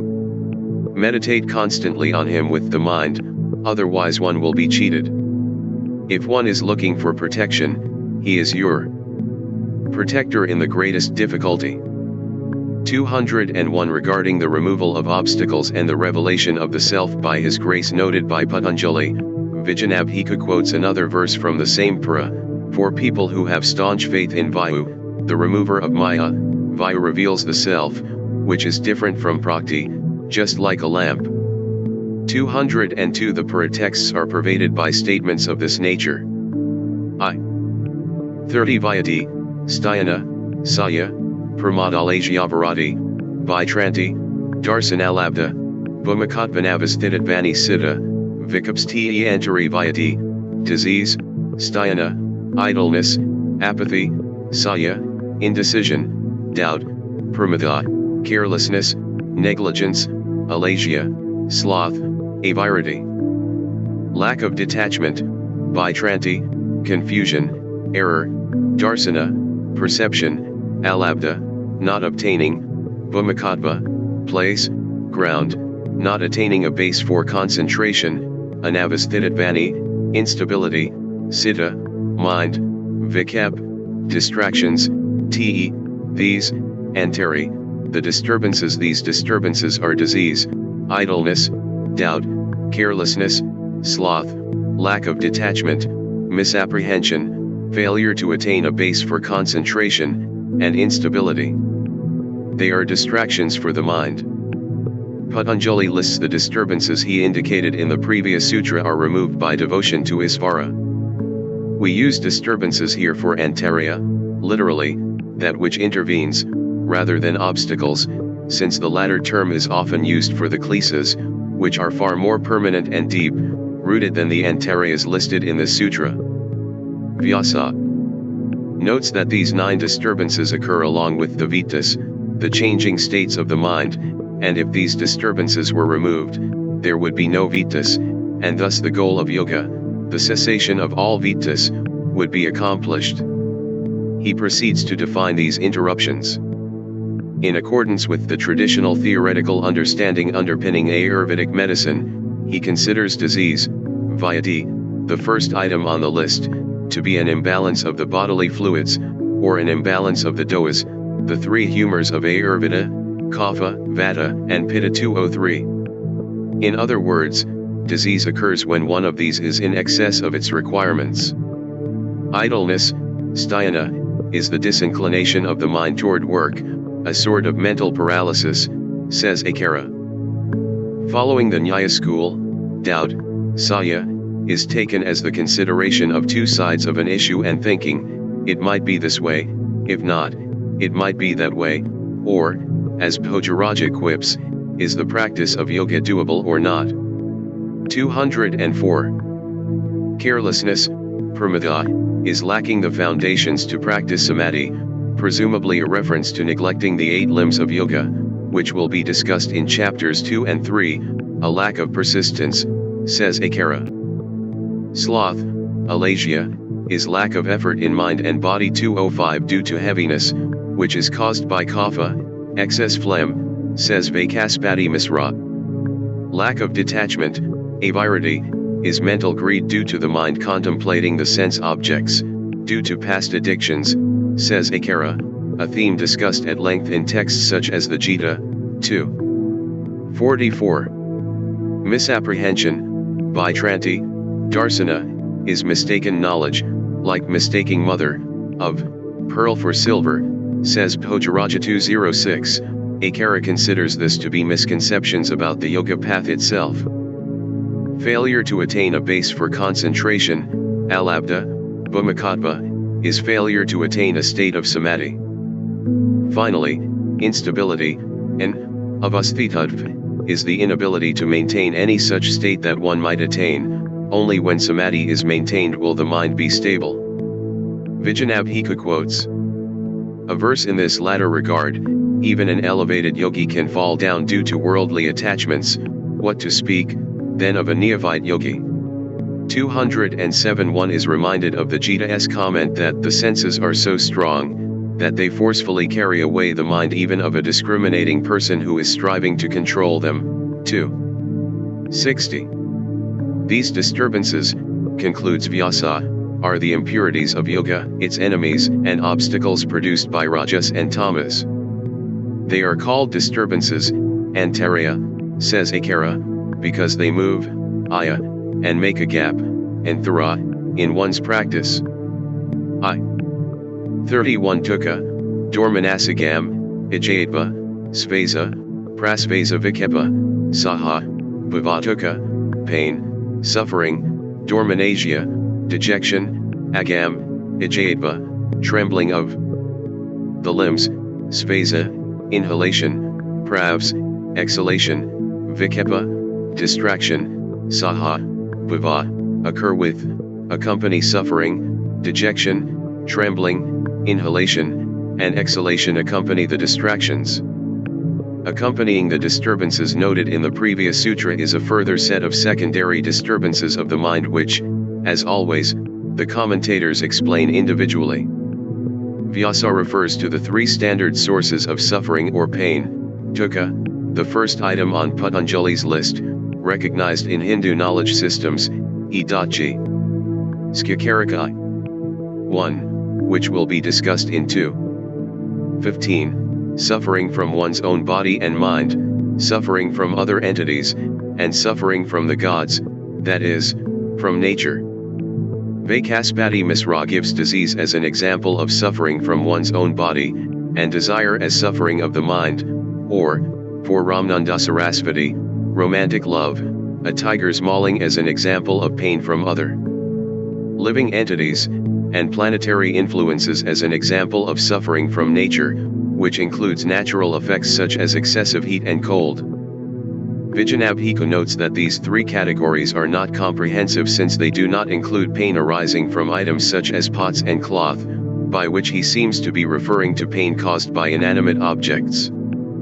Pain, says Vyasa, is essentially that which living beings attempt to avoid, as Patanjali will state in 2:16. The ability to perceive the pervasiveness of suffering is discussed in some detail in 2:15, since it is an essential prerequisite for undertaking the spiritual path. Dejection, dormanasia, the second item on the list, is the disturbance of the mind that arises when one's desires are obstructed.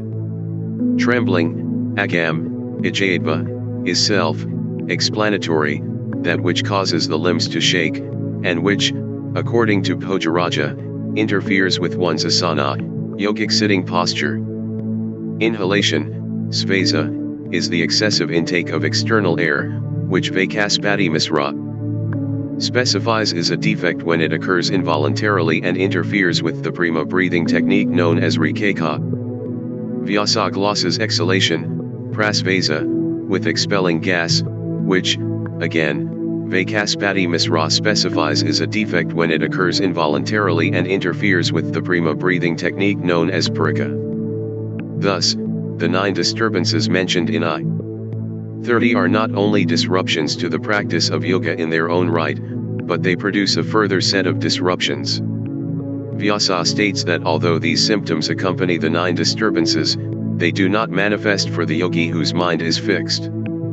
Such obstacles disappear when the mind is not distracted, and consequently a person who has control over the mind does not experience pain and dejection, etc. Ultimately, according to Patanjali in I-29, they all disappear by devotion to Isvara. I-32 Tad, Pratidritam Eka, Tatpasa tad, they're these distractions and their accompaniments, pradidha, repel, eliminate, negate, artham, for the sake of, eka, 1, single, tadpa, object, abhasa, practice of fixing the mind on one object should be performed in order to eliminate these disturbances. Vyasa states that the disturbances mentioned in Sutra 30 are to be counteracted by the practice and dispassion mentioned in Sutra 12. In fact, he considers the sutra to conclude Patanjali's discussion on practice. Although in consonance with I 39, the one object, aka, tattva, mentioned in the sutra as the support for the mind can be any object, the commentators take it to be Isvara, thereby also concluding this section of the text relating to Isvara. 208. This seems the correct reading, given that this sutra is a continuation of the theme stemming from I 29, which states that from the repetition of Isvara's sound designation O comes freedom from these very obstacles. In other words, by fixing the mind on O in a devotional mood, the obstacles to yoga are removed and the goal of the entire system is attained. Vyasa then launches into a lengthy engagement with Buddhist notions of the mind, which is summarized here for those interested in the history of Indic philosophical dialectic and debate on this subject. Those primarily interested in yogic practice might choose to skim the following section and proceed to the next sutra. Unlike other schools of thought, such as the Vedanta tradition, which dedicates one of its 4 chapters to refuting other philosophical views, the Patanjalian yoga commentarial tradition, with a few exceptions such as Akara and Vijanabhikkhu, themselves Vedantins, does not concern itself excessively with this type of disputation, since its main claim to truth is based on experiences rather than logical debate. I 6. However, as we find here, the commentators on occasion, and Patanjali himself later in the 4th chapter, do make a point of discussing certain Buddhist notions of mind, since these directly oppose the essential fundamentals of yogic metaphysics on which the practice of the entire system is based. Indeed, the two systems hold diametrically opposing understandings on certain basic premises pertaining to mind and consciousness. In the early centuries of the Common Era, Buddhism was a significant presence on the Indian subcontinent, so it would be expected, in accordance with normative commentarial conventions, for the metaphysicians of the Skya Yoga tradition to establish their perspectives with reference to the primary philosophical alternatives of the day, especially where these encroached on or undermined their own views. The standard technique for refuting rival views is for a commentator to introduce the view of the opposing school, called the Purvapaka, critique it, and then establish the perspective of his own school, the Siddhanta. Naturally, the representation of the Purvapaka, the opponent's view, was sometimes selective or partial, but the ensuing discussion will provide a flavor of the rich debate and keen dialectical interaction between schools that forced theologians to fine-tune their perspectives and kept the Indic intellectual traditions alive and fertile throughout the centuries. While the present work concerns itself with the commentaries of the Yoga tradition on the Sutras, and thus will be considering their side of the dialectic and debate with Buddhism here and in several later sutras, it seems fair to point out that Buddhist scholastics participated vigorously in debates with the orthodox schools, particularly the Nyaya school, over the centuries. 209. The feature of Buddhism targeted here by Vyasa is fairly generic and normative, not sect-specific, although the later commentators identify the Vaibhika school of Buddhism as the Purvapaka. Vyasa himself does not refer to Buddhism by name but uses one of several terms for Buddhist doctrine common in orthodox Hindu philosophical discourse, Kaikavda, 210, the view that all reality is momentary. What is intended by this, according to all mainstream Buddhist positions, is that nothing in reality has inherent, eternal, independent, and essential existence, that is, nothing has its own durable essence that can be separated from its connection and interdependence with other entities. Naturally, such a metaphysics is diametrically opposed to the Skya Yoga position that both Purva and Prakti are precisely inherent, eternal, independent, and essential durable entities. That, at least in the case of Purua, do not need to be interconnected or interdependent. Indeed, the extraction and isolation of the eternal and independent Purua from its codependence on all other reality is precisely the goal of the entire system. Another term for the Buddhists in orthodox commentaries is thus anatmavada, the position that does not accept an eternal, separable, conscious entity called Atman, Purua. As noted above, while the yoga commentaries do not occupy themselves as much as some of their contemporary schools with disputation on these issues, since, after all, this would counter the experiential focus of yoga, the Nyaya school debated the Buddhists on the issue of Atman for centuries, 211, as did the MMA with Macron SA with Macron 212 and Vedanta schools. 213 The need for raising the Buddhist position at this point arises for Vyasa because Patanjali's entire system focuses on concentrating the mind on one object, as the present Sutras specifically indicates, eliminating all distractions to this end. The implication of the Buddhist view, says Vyasa, is that the mind can never be distracted in the first place, it can only ever be focused on one object. This is because Buddhists do not accept a constant substratum of mind, a fixed, durable entity with its own distinct essential nature. Cognition, for them, consists of a collection or flow of momentary perceptions or ideas strung together, each one unique and distinct from its predecessor and successor cognitions and ideas. This mental flow rests on a point, or object, for a moment, then exhausts itself, followed in the next moment by another distinct mental idea that fixes fleetingly on the object, and so on. Since these point moments succeed each other sequentially, they give a semblance of stability, a flow of ideas, like a movie that appears to be a flow of events but is in actuality a rapid sequence of completely distinct individual images. With the partial exception of the idealist school of Vijnanavada Buddhism, 214. In most schools of Buddhist psychology there is a series of point moments, each of which exists as both the momentary effect of the previous instant and simultaneously the momentary cause of the succeeding instant, in a flow of cognitive instances, but there is no durable underlying entity called mind underpinning this process as the yoga school holds.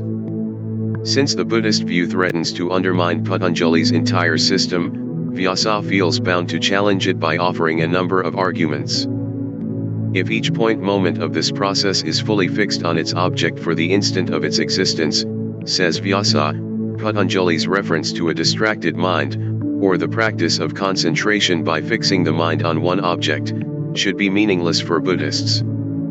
If there is no enduring underlying substratum of mind in the first place that can concentrate on an object 1 minute but be distracted the next, there can be no such thing as a distracted mind. Distraction requires a permanent entity that can waver from one thing to another. In Buddhism there is no permanent mind, simply individual cognitions that arise and fade away instantaneously but are fully fixed for their momentary lifespan on their objects. These cognitions do not take place within a fixed substratum called citta as yogis hold, except, as noted, in the partial case of Vijnanavada. Thought is just a flow of distinct moments in the Buddhist system, and the individual point moments of this flow, the series of thoughts, are each fully and intrinsically concentrated by nature. They do not survive long enough to be distracted. In the absence of a substratum, an individual thought does not last long enough to think of one thing and then get distracted and think of another. So what does it mean to speak of a distracted mind that needs to be concentrated? In short, if each point moment of the mental flow is fully concentrated on its object during the brief instant it occurs, then why do the Buddhists promote concentration? Posit the commentators. The very notion of concentration, from the perspective of the yoga school, presupposes an enduring entity that can either concentrate or be distracted, not a flow of cognitive moments that exhaust themselves as soon as they arise as Buddhism holds. The Buddhist, Vyasa supposes, will respond that there is a flow of identical cognitions, each one succeeding the other, and thus the Buddhist concept of concentration should be understood as keeping this mental flow of point moments sequencing on the same thought, that is, prolonging the flow of momentary cognition centered on one object. Distraction therefore entails the interrupting of this flow. Vakaspati Misra and Vijanabhiku step in here. If the Buddhist notion of concentration entails keeping the flow of mental moments fixed on the same object, then what is it that connects this flow of momentary cognitive moments together? Since each thought lasts only an instant, it has no past and future. 215 This means that there can be no overlap between thoughts. What, then, connects each moment of thought to the previous and succeeding moments such that a flow of concentrated thought can occur? Vyasa's thrust is to establish that there must be something that endures, underpins, and connects the individual cognitions and images, something like the citta animated by the consciousness of the Purusha as posited by the Yoga school, that is, a non-momentary but permanent mind that can think of one thing or focus on one image 1 minute and then get distracted and think of another thing the next. The momentary slides or stills of a movie require the reel to connect them. Only if the mind is a permanent entity that endures from one moment to the next does the notion of a distracted mind, and hence the viability of a practice of concentration to focus it, become meaningful. A Buddhist response to this, as Akara notes, is that before extinguishing itself, a thought leaves a trace or imprint of itself on its succeeding thought, which does the same for the thought succeeding it, and so on, in a sequence of cause and effect, and thus a flow of thought manifests, like a line of red ants, he says. The problem here, says Akara, is that these thoughts are arising and perishing at different times. When one thought arises in the present as effect, its predecessor, causal thought, has already expired in the past. They are not overlapping. A thought would need to overlap with the previous thought in order to receive such an imprint or influence, and then overlap with the following thought to leave its trace on that, which, in turn, would have to undergo the same process, and this overlapping of the individual thoughts might then provide the continuity of thought that we all experience. But such a process would involve at least 2 moments or instances for each thought, a moment of overlap with the previous thought and a moment of overlap with the subsequent thought, with perhaps an intervening moment in its own right, which conflicts with the Buddhist premise of single momentariness. How does a momentary object as cause connect or come into contact with another momentary object as effect occurring in the next moment?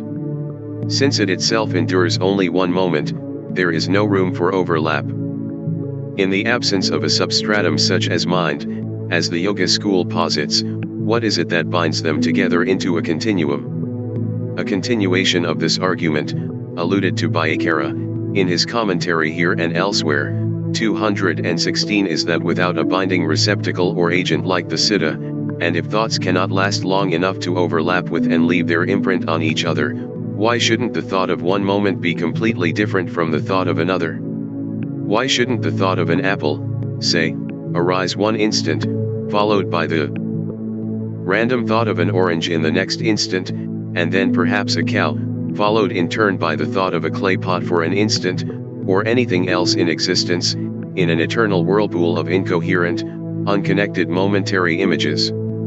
If all thoughts cannot overlap as cause and effect for the reasons noted above, and last only an atemporal instant, what serves as the cohesive mental factor such that a person can retain sanity and functionality by thinking of the same object for a prolonged period of time, focusing on the same apple from one moment to the next such that one can eat it and a coherent picture of reality can be perpetuated? The next 2 objections raised by Vyasa against the Buddhist position have a well-known history in the orthodox Hindu schools and concern memory and the transferal of karma. 217 If each thought comes into being on its own, unconnected with the substratum of a mind, then how would the thought of one instant remember the experience of a previous thought in an earlier instant? In other words, how is memory accounted for? In the Hindu view, an experience is recorded on the mind, citta, as a saskara, and when this saskara is activated, memory occurs. The point is, this all takes place within the receptacle of the mind. The saskara needs to be lodged somewhere, in a permanent substratum, such as the citta posited by the Yoga school, in order to be retrievable and remembered, and, one might add, the saskara itself needs to have permanency and not be momentary. But if such an enduring receptacle is done away with, and each thought arises and extinguishes in an instant to be followed by a distinct subsequent thought in the next instant, how can the first thought be retrieved and remembered if it is not deposited somewhere, leaving aside the problem that it does not even exist for long enough to be deposited anywhere in the first place? Moreover, in the Buddhist system, one thought would be the experiencer of the karmic reactions of a completely different thought. In other words, if there were no eternal Atman and no enduring mind, as the Buddhists hold, then how is karma preserved and transferred from one life to the next, or even from one moment to the next? And even if one allows that it were transferred, somehow, the entity experiencing it would be a completely different entity from the one who earned it, since everything is momentary and there are no enduring entities. In other words, since, in Buddhism, individuals are just conglomerates of momentary phenomena that exist for only one instant and are then succeeded by a new set of momentary phenomena and so on in every instant of existence, activities performed by an individual in one moment of this flux would bear fruit that would be experienced by a completely different individual at a later moment. Where would be the moral justice in such a view? As Vaikaspati Misra puts it, the thought experienced by the person Matra is not remembered by some different person such as Chatra, nor is the karma accrued by the former experienced by the latter. An unborn son does not receive the karma of the father, says Akara. However, the problem might be explained away, says Vyasa. It rests on faulty logic, like deciding that since milk comes from a cow, and milk is a palatable substance, cow dung, which also comes from the cow, must also be a palatable substance. Vyasa's final argument is that the Buddhist view denies one's very own experience of existence. How can one think I touch what I saw, and I see what I touched, where the enduring idea of I survives without changing, if each idea is distinct from every other? In other words, why is the thought or idea of I not momentary, if all ideas are momentary? Why does it endure in everyone's experience such that the I that does one act, like seeing something one day, is the same as the I that touches the same thing another day? The same and continued notion of I endures. How could it do so if all notions were momentary? Thus, the very notion of a distracted mind and, as a consequence, the concept of concentration, is incompatible with Buddhist teachings for Vyasa and the Yoga school and, for that matter, all schools of Hindu philosophy, who all oppose the Buddhist notion of momentariness when it comes to consciousness. For the Yoga commentators, the mind as a product of the eternal Guas is not momentary. It is one and constant. The same mind grasps and then relinquishes objects of thought. There may be a continual flow or sequencing of vittas, but these take place within the stable receptacle of a durable mind, durable in the sense of being composed of the eternal Guas, even as these are always in motion when manifest, as will be discussed later. Therefore, the mind can indeed become concentrated when distractions are eliminated. In Patanjali's teachings, there must be one durable mind that either settles on different objects when distracted, or, during concentration, that serves as a substratum that binds together the flow of thought, allowing focus on one and the same object. Hence the need to address the Buddhist challenge on this score. I.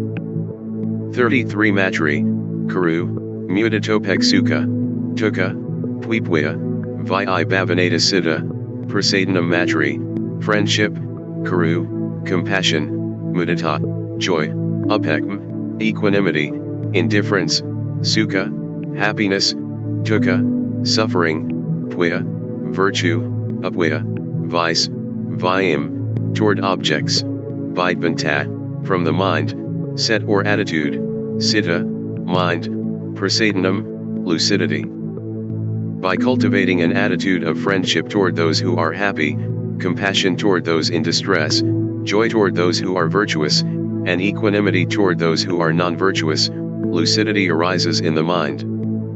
Since the commentators have pointed out some fundamental differences between Buddhism and Yoga when it comes to consciousness, we can note with the sutra a similarity.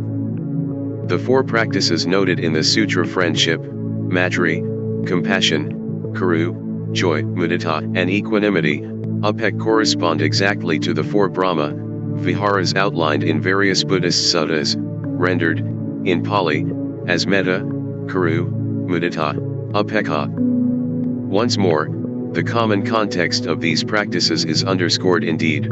The Buddhist Sayutta Nikaya and the Sayukta Agama texts contain explicit reference to the fact that these practices were also cultivated by those who did not follow the teachings of the Buddha.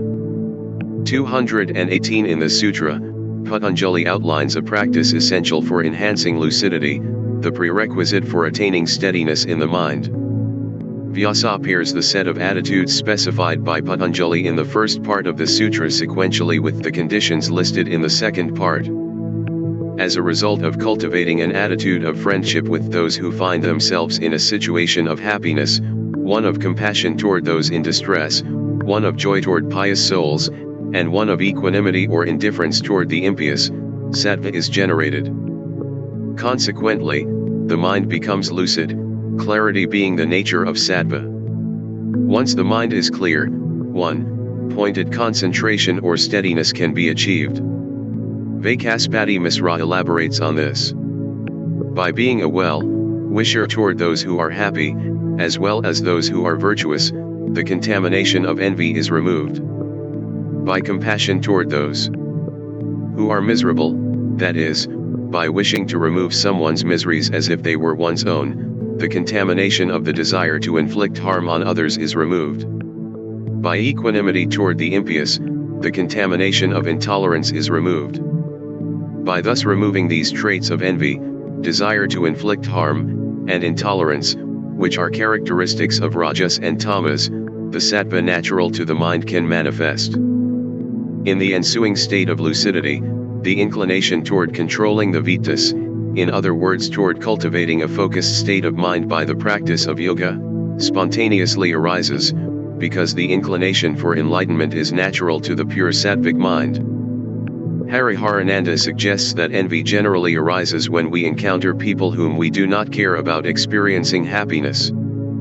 Even a pious person can invoke our jealousy, and we take cruel delight when we find an enemy in misery. One should rather try to practice projecting the happiness we feel when our friend is happy or virtuous. Virtuous onto an enemy who is happy, he continues, and the compassion we feel for our friends when they are unhappy should be cultivated for our enemies. By these practices of equanimity, the mind can become lucid and fixed in the goal of yoga. Vijanabhiku and Ekara quote the Gita in this regard. A self-controlled person attains peace by engaging with sense objects with the senses freed from attachment and aversion and under his control. With clear mind, his intelligence becomes fixed. 2:64-65. As arithmetic is important, says Pojaraja, not so much in its own right as in order to arrive at the total sum of something, so the attitudes mentioned in the sutra are important in order to prepare the mind for meditation. This sutra prescribes a kind of mindfulness or mental cultivation off the mat, so to speak, that is, in day-to-day affairs outside of the context of siddha, viti, nara type meditation. Cultivating the higher qualities of sattva is a continuous and constant requirement of the yogic path and spills over into all aspects of life's affairs and social interactions. It speaks to the fact that yoga need not be perceived as a world-renouncing tradition but is perfectly compatible with engaged and benevolent social action in the world. 34 Prakardana, Vidrabham va Prajya Prakardana, by exhaling, Vidrabham, by retention, va, or, Prajya, of the breath or stability of mind is gained by exhaling and retaining the breath. Sutra 32 indicated that the obstacles to yoga can be overcome by fixing or concentrating the mind on an object, and the next few sutras outline various options and methods for accomplishing this. Patanjali has already presented Isvara as an object of concentration in the form of recitation of the sound O, and by placing Isvara first on the list of options and dedicating so many sutras to him, Patanjali has clearly prioritized an Isvara-centered form of meditation. The following sutras up to I. 39 all also contain the particle Va, or Thus they are all alternative and optional techniques for fixing the mind and, as with the Isvara verses, are to be read as referring back to I. 32. That practice on one object eliminates the distractions to yoga. One or more of them might be more suitable to a particular person, time, and place, says Akara, hence the options. Here, Patanjali lists another method of fixing the mind, through the control of breath, pra. Although breath control can also bring stability of mind, the or introducing the sutra does not indicate that the previous sutra is optional. Vaikaspati Misra hastens to add. The or is in relation to the following sutras, not the previous one: friendliness, compassion, etc. From I. 33 must be cultivated in all instances. Exhalation, prakardana, says Vyasa, is the expulsion of the stomach air through the nostrils by means of special techniques, and retention, vidra, is the restraint of the breath. These special techniques, elaborates Vaikaspati Misra, involve slowing the exhalation and lengthening the retention of the breath within the body according to the texts delineating such matters, discussed here in 250. Obviously, point out the commentators, inhalation is not specified in the sutra because it occurs naturally. Retention can only follow inhalation, thus, all three aspects of breath control involved in prima are intended: rikeka, exhalation, parika, inhalation, and kumhaka, retention. Vijanabhiku holds that since Sutra 229 situates prima, breath control, as the fourth in a series of the 8 limbs of yoga, its separate mention in the sutra as a prop for gaining control of the mind, a feature of the higher limbs of yoga, is for the advanced practitioner. As a result of such breathing techniques, the body becomes light and the mind steady, says Hariharananda. If the breath is subdued, the mind also becomes so because the two are intimately connected. Thus these techniques produce steadiness of the mind and one-pointed concentration. Hariharananda notes that during the exhalation and retention of breath, the nerves of the body relax. He specifies that the chest and body should be kept still so that the process of breath control is undertaken by the abdominal muscles. At a certain stage, retention and exhalation occur in a unified fashion, no separate effort need be taken for each. After prolonged practice, a happy feeling of lightness spreads over the whole body. But the most important point for Hariharananda is to practice meditation along with breath control. Otherwise, he warns, the mind can get more disturbed rather than less so. Only when one-pointed concentration of the mind is cultivated, along with the prima, does the mind become free from vitas and approach samadhi states. I. 35 Vyayavat va pravtir utpanna manasa sthiti, nibandhani Vyayavat, containing a sense object, va, or, pravti, activity, inclination, utpanna, arises, manasa, of the mind, sthiti, nibandhani, causing steadiness, or else, focus on a sense object arises, and this causes steadiness of the mind. While Vyaya can refer to any sense object, in this section it is also used in I. 33 and I. 37. Vyasa and the commentators understand the sutra to refer to supersensuous experiences. Vyasa states that if one concentrates on the tip of the nose, one can experience a divine or supernormal sense of smell. On the palate, one can experience supernormal color. On the tip of the tongue, supernormal taste. On the middle of the tongue, supernormal touch, and on the root of the tongue, supernormal sound. These experiences fix the mind, eliminate doubt, and are the doorway to samadhi. The term manas for mind is likely used here and in 253 and 348 by Patanjali rather than siddha because in traditional skya it is the specific aspect of siddha directly interfacing with the senses. This sutra clearly states that a sense object can be used as alambana, support, for the mind. It is sometimes stated that the recitation, japa, of Om must be performed mentally, rather than audibly. This finds no support in the sutras. Although silent meditation can certainly be used as an alambana, since, After all, anything can be used provided the mind is fixed on it. This sutra informs us that sound as a sense object, which would include audible japa, as Akara has noted previously, is perfectly legitimate. Vyasa makes the important observation that even though the true nature of reality may be revealed by the scripture, or by the process of inference, or by the teachings of the masters, i.7. If one does not experience these higher realities personally through one's own senses, then one's knowledge remains second-hand. Moreover, one will always be afflicted by doubt of the sometimes grandiose or incredible claims of the sacred texts.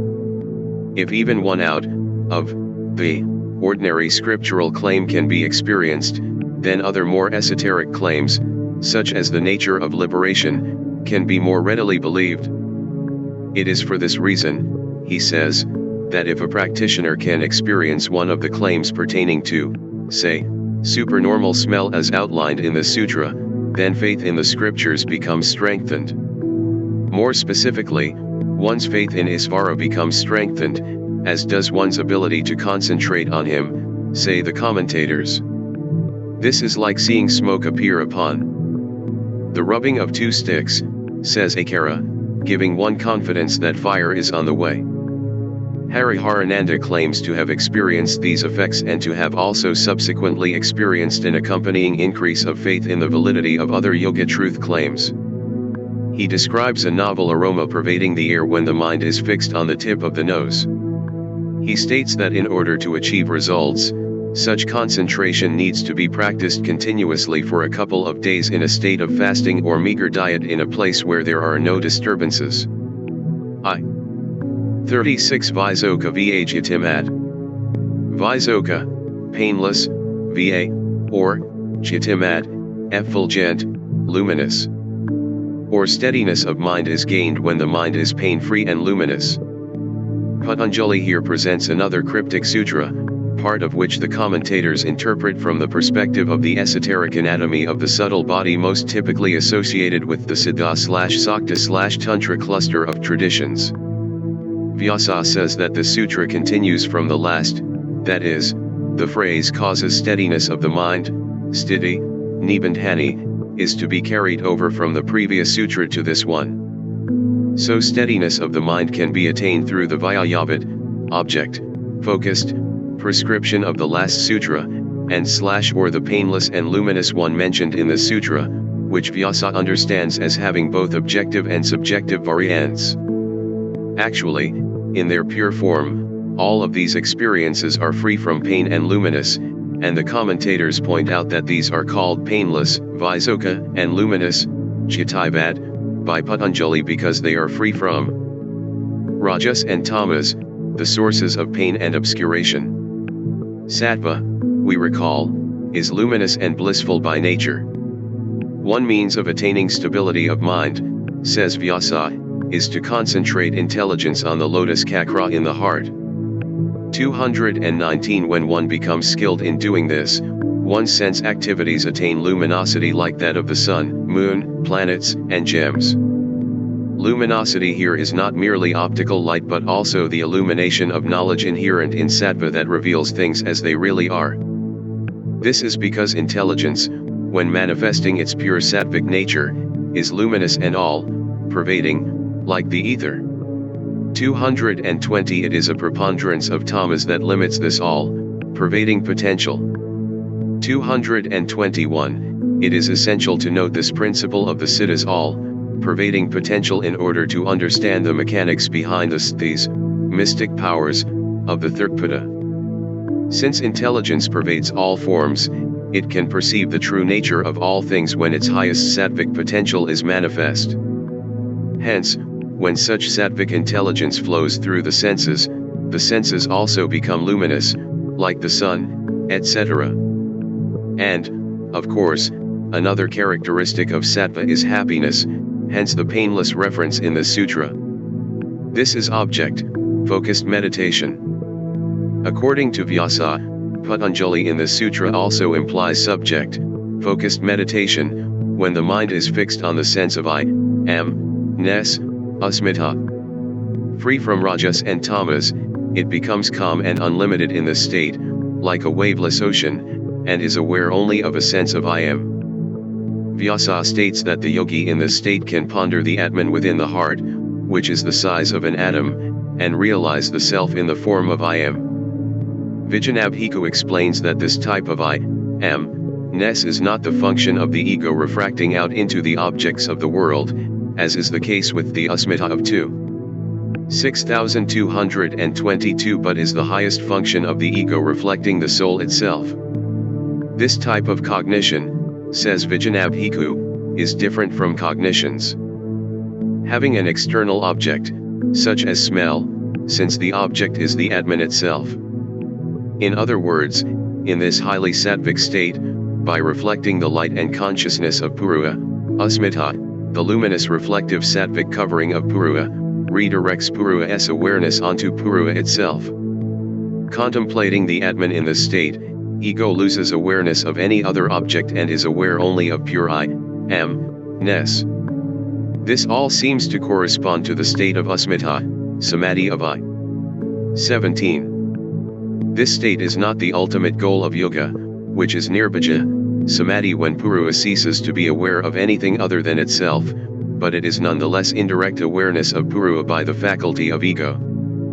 This perception of the Atman, adds Vijanabhiku, taking the opportunity to present his theistic perspectives, is the base for perception of Isvara, the former preceding the latter. I. 37 Vita, Raga, Vyaya Va Siddham Vita, without, Raga, desire, Vyaya, object, Va, or, Siddham, mind, or the mind becomes steady when it has one who is free from desire as its object. In this sutra, Patanjali indicates that the goal of yoga can be attained by meditation on a pure-minded yogi. Vyasa says that when contemplating the minds of those who are free from desire, Vita, Raga, one's own mind becomes tinged by the purity of their minds. Vaikaspati Misra says that Vyasa himself is such a personage. Many of us have at some point in our lives had the experience of being in the presence of someone who, if not free from desire, at least has a noteworthy level of selflessness and compassion, and have felt our own potential higher qualities emerge by this association. The commentators do not elaborate much on this sutra, but, naturally, one is affected by the company one keeps. The guru-disciple relationship that the sutra hints at is sacrosanct in most Hindu spiritual lineages. The Gita states, "A knower of truth can impart knowledge to you. Know that truth by surrendering to such a person, serving him and asking questions." 4. 34. 223 By intense dedication and service to a yogi with a pure sattvic mind, one's own mind can become fixed and free from personal desires. Many Hindu spiritual traditions promote surrender and service to the guru as the highest form of meditation, 224, and this type of focus seems reflected in the sutra. Having noted this, it would be irresponsible not to make some mention here of the recurrence of sometimes very serious scandals and abuses of power associated with numerous charismatic and high-profile gurus who have traveled to the West, initiated large numbers of Western disciples, and taught their followers absolute dedication and surrender to the guru. Since many of these individuals have, explicitly or implicitly, presented themselves as enlightened beings and allowed cultures of absolute allegiance to develop among their followers, the lives of their disciples, many of whom had dedicated their prime years to serving and following such teachers, are thrown into turmoil when confronted with such scandals. Very similar patterns of response can be traced across differing yoga communities who have had to deal with such problems. The cognitive dissonance resulting from the conflict between the idealized notions of the guru and the sordid facts of some of these scandals almost invariably causes trauma, denial, defensiveness, and demonization of the victims and exposers, etc. within the group, and cynicism from observers outside the group. Therefore, it seems prudent to stress that, according to Patanjali, the type of meditation proposed here should be directed only toward a yogi who is free from desire. Aspiring yogis seeking a guru might benefit by considering K.S. responses in the Gita when asked by Arjuna how, in the real world, one can practically and realistically recognize a yogi who has realized the true self. After all, if one has not realized one's own purua, how can one identify someone else who has? Arjuna phrases the question in very basic categories. Arjuna asked, how does one describe one whose insight is steady and who is situated in samadhi, Oka? How does one whose intelligence is fixed speak? How does he sit? How does he move about? Lord Ka replied, a person is said to be of steady insight when he is contented in the Atman by means of the Atman, 225, and when he has renounced all desires, which are produced by the mind. A person is said to be a sage of steady intelligence, whose mind is not agitated in misfortune, whose desire for material pleasures is gone, and whose passion, fear, and anger have disappeared. A person is of steady insight who is renounced on all sides, who does not rejoice or bemoan upon attaining anything, whether pleasant or unpleasant, and who completely withdraws the senses from the sense objects, like a tortoise withdraws its limbs into its shell. 2. 54 ff. Arjuna's question here is in the Vedanta context of the Atman. He asks the identical question later in the Skya context of the three guas. Arjuna asked, O Master, by what signs is a person who has transcended these three guas recognized? What is his conduct? And how does he transcend these three guas? Lord Ka replied, a person is said to have transcended the guas who is situated in detachment and not disturbed by the guas, who stands firm and is not affected, thinking, it is only the guas that are operating I.e. not the soul, who is situated in the self, equipoised in pain and pleasure, to whom gold, a stone, and a lump of earth are one and the same, who is equal to those who are dear, as well as to those who are not dear, who reacts neutrally to criticism and praise of himself, who is equal in honor and dishonor, equal to friends and enemies, and who renounces all self-centered enterprises.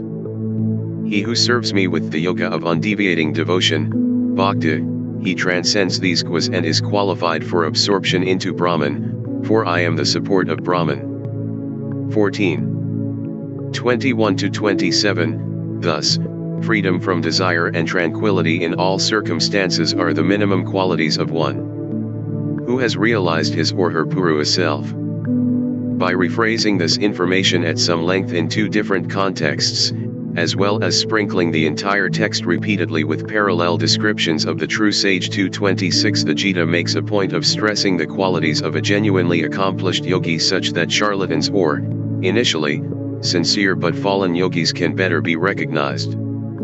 Being free of desire, and its correlate, anger, is non-negotiable. While on this topic, one might also note that Patanjali later stresses that observance of the yamas, non-violence, truthfulness, celibacy, non-stealing, and non-covetousness are absolute and universal for all yogis.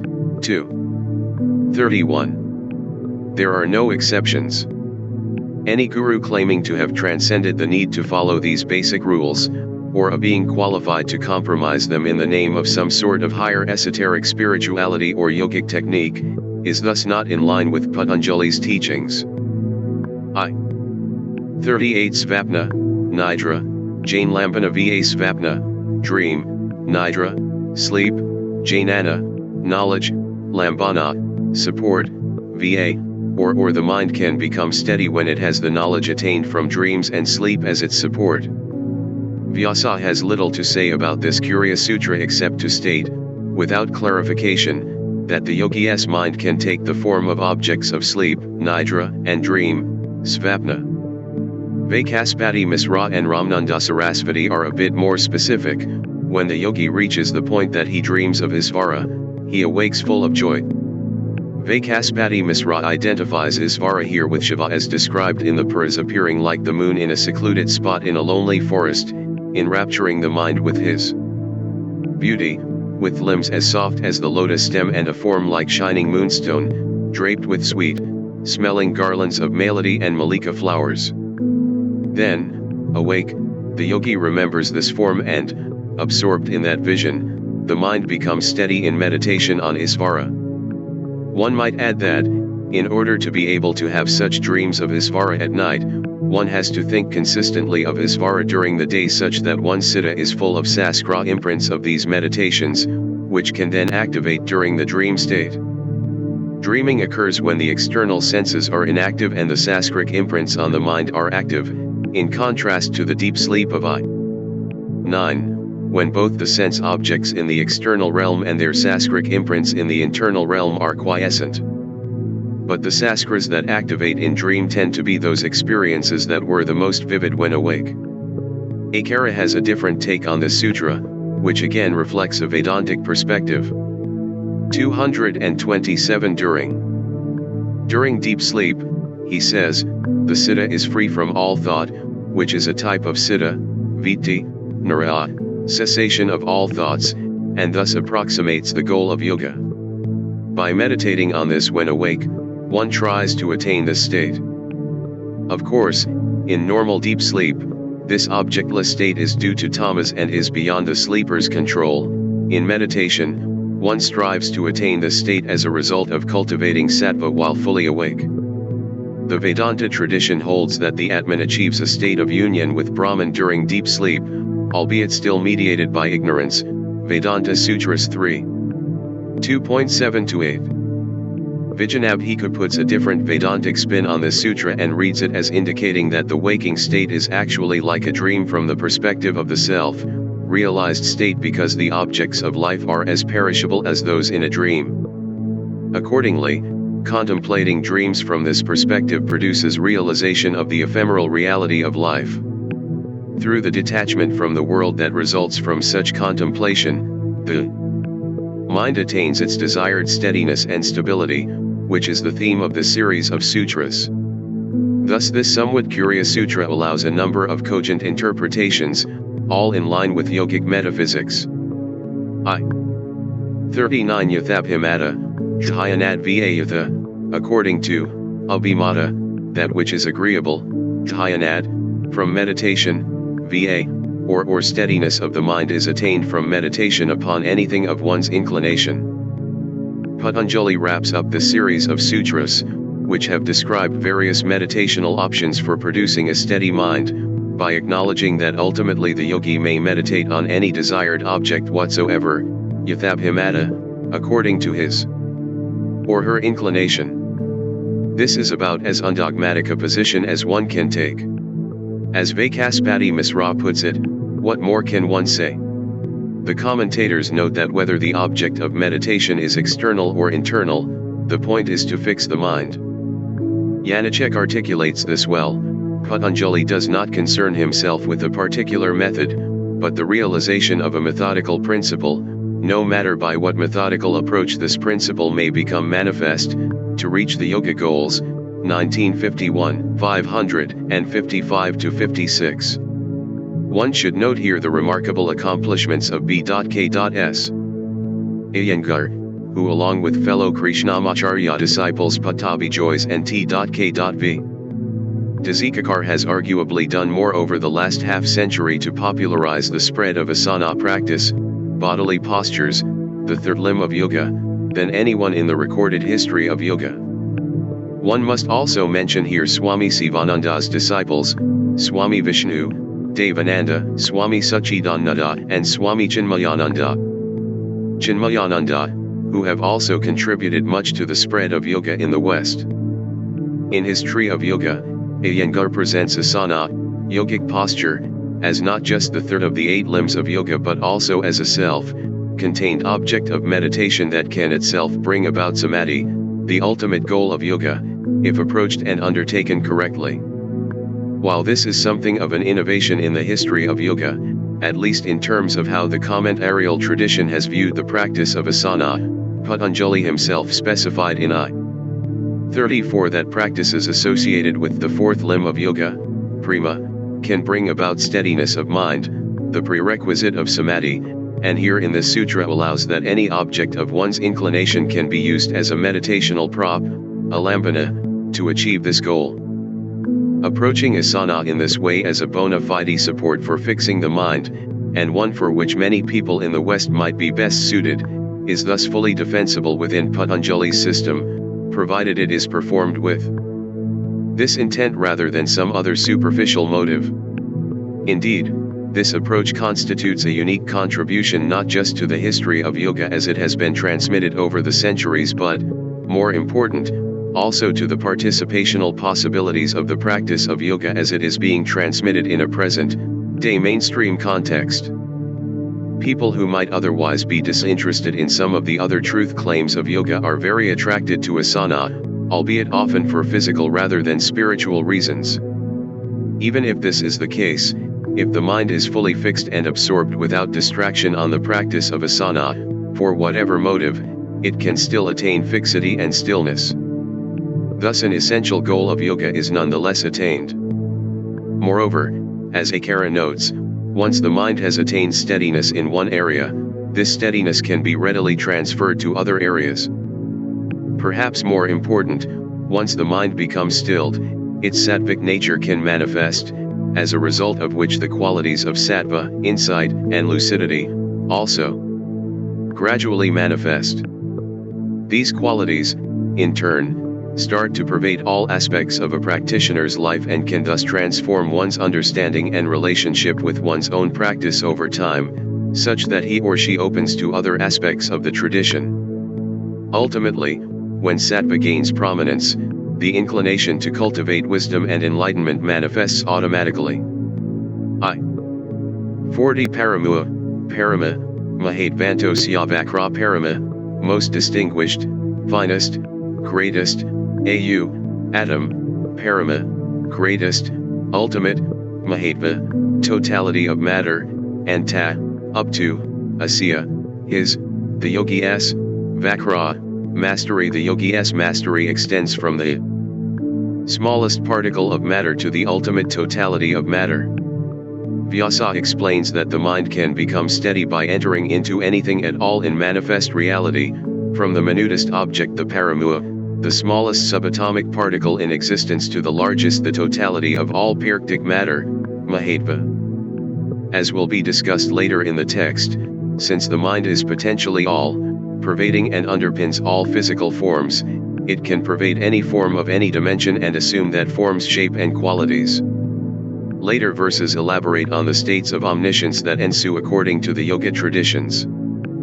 By such mastery, says Vyasa, the yogi bypasses the need for the processes outlined in the previous sutras, since nothing can obstruct the yogi who has mastery over his or her mind.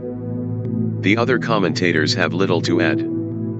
The previous sutras presented suggestions as to how the mind can be fixed, says Akara. When this has been accomplished by one or more of the methods proposed, what happens next? What kind of samadhi ensues?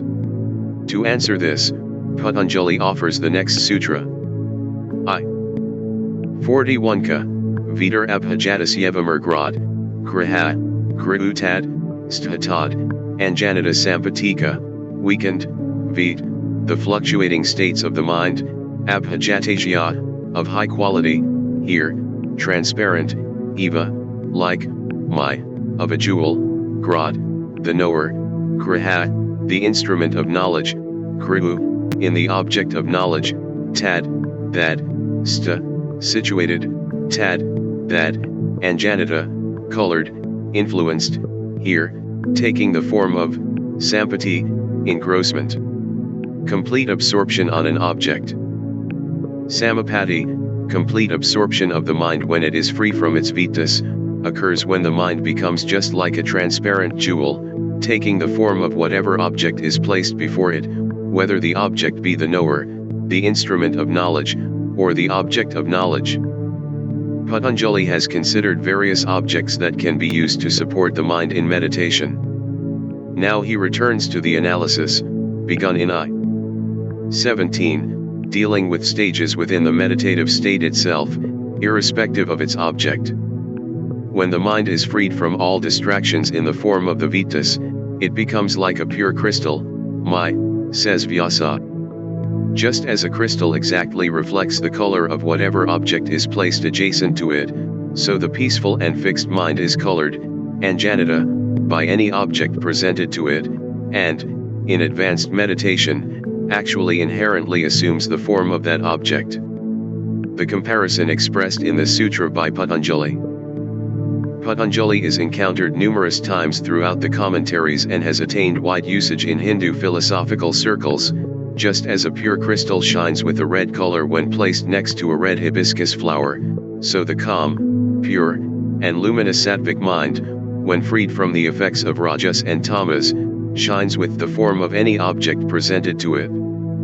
This occurs when the mind is focused pointedly on the object in question.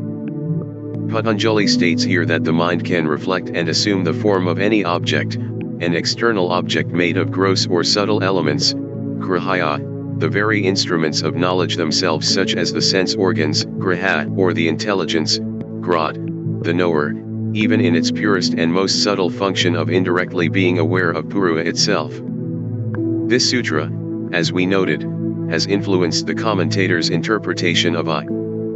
17. The gross and subtle elements evolve out of citta, intelligence, and ego, inskya, and thus the mind, being more subtle than its evolutes and, indeed, their very essence, can pervade them. This includes not only the grahaya, objects of knowledge, that is, sense objects, but also, as Patanjali indicates here, the graha, instruments of knowledge, that is, the sense organs themselves, and the grad, faculty of buddhi, the knower. The mind can not only internally mold its own guas into the praktic form of an object or sense organ, but can actually externally penetrate into the object's very essence. In a sense, it becomes the object by merging with it and thereby gains ultimate insight into its deepest nature. This is the samapatti introduced in the sutra. Additionally, when completely pure and steady, the mind can ultimately reflect Purua to itself, the penultimate stage of yoga practice. Obviously, the mind cannot know Purua in its own true nature, as Akara points out, since it is inanimate and Purua is more subtle than the mind. Things can grasp or perceive only things grosser than themselves, the senses can grasp only the sense objects, but not vice versa, the mind can perceive the senses, but not vice versa, and the Purua can perceive the mind, but not vice versa. This is a favorite trope of the Upanishads, that which one cannot grasp with one's mind Atman/Brahman, by which, they say, the mind is grasped, Kina 5. By what means can one know the knower? Bhadrayaka 2. 4.13. You can't see the seer who does the seeing, you can't hear the hearer who does the hearing, you can't think the thinker who does the thinking, you can't perceive the perceiver who does the perceiving. Bhadrayaka 3. 4.2. Sight does not go there, nor does thinking or speech. We don't know it, we can't perceive it, so how would one express it? Kina 3. Not by speech, not by the mind, not by sight can he be grasped. How else can that be experienced, other than by saying he is? Kaha 6. 12. The self cannot be grasped by multiple teachings or by the intellect. Muaka 3. 2.3. Only Purua can know itself. But mind can, however, redirect awareness back to its own original source and thus indirectly reflect Purua, just as a mirror can reflect a face. In other words, Purua can become aware of itself by means of the reflective nature of the pure sattvic mind.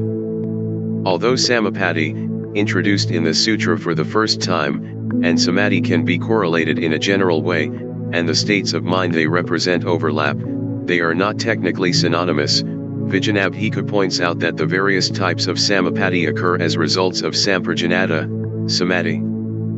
Samadhi in general might best be understood in terms of the goal of yoga, the state when all vittas of the mind have been stilled. Samapatti is, more specifically, the complete identification of the mind with the object of meditation. Put simply, the former is the more general or overall state of the stilled mind, the latter the more specific content or object upon which the mind has settled itself in order to become still. Complete mental identification with and absorption in an object, by definition, can obviously occur only when all other vittas have been stilled and the mind is without distraction, hence samapatti occurs only in the context of samadhi as indicated in the sutra. I.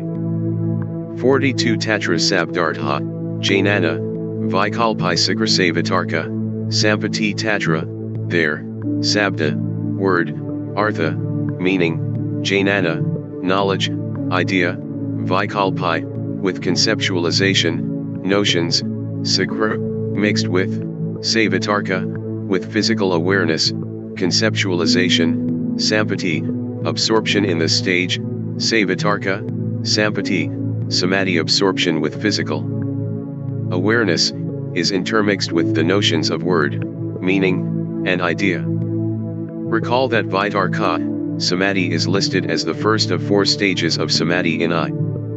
17, the other 3 being Vikara, Ananda, and Asmita.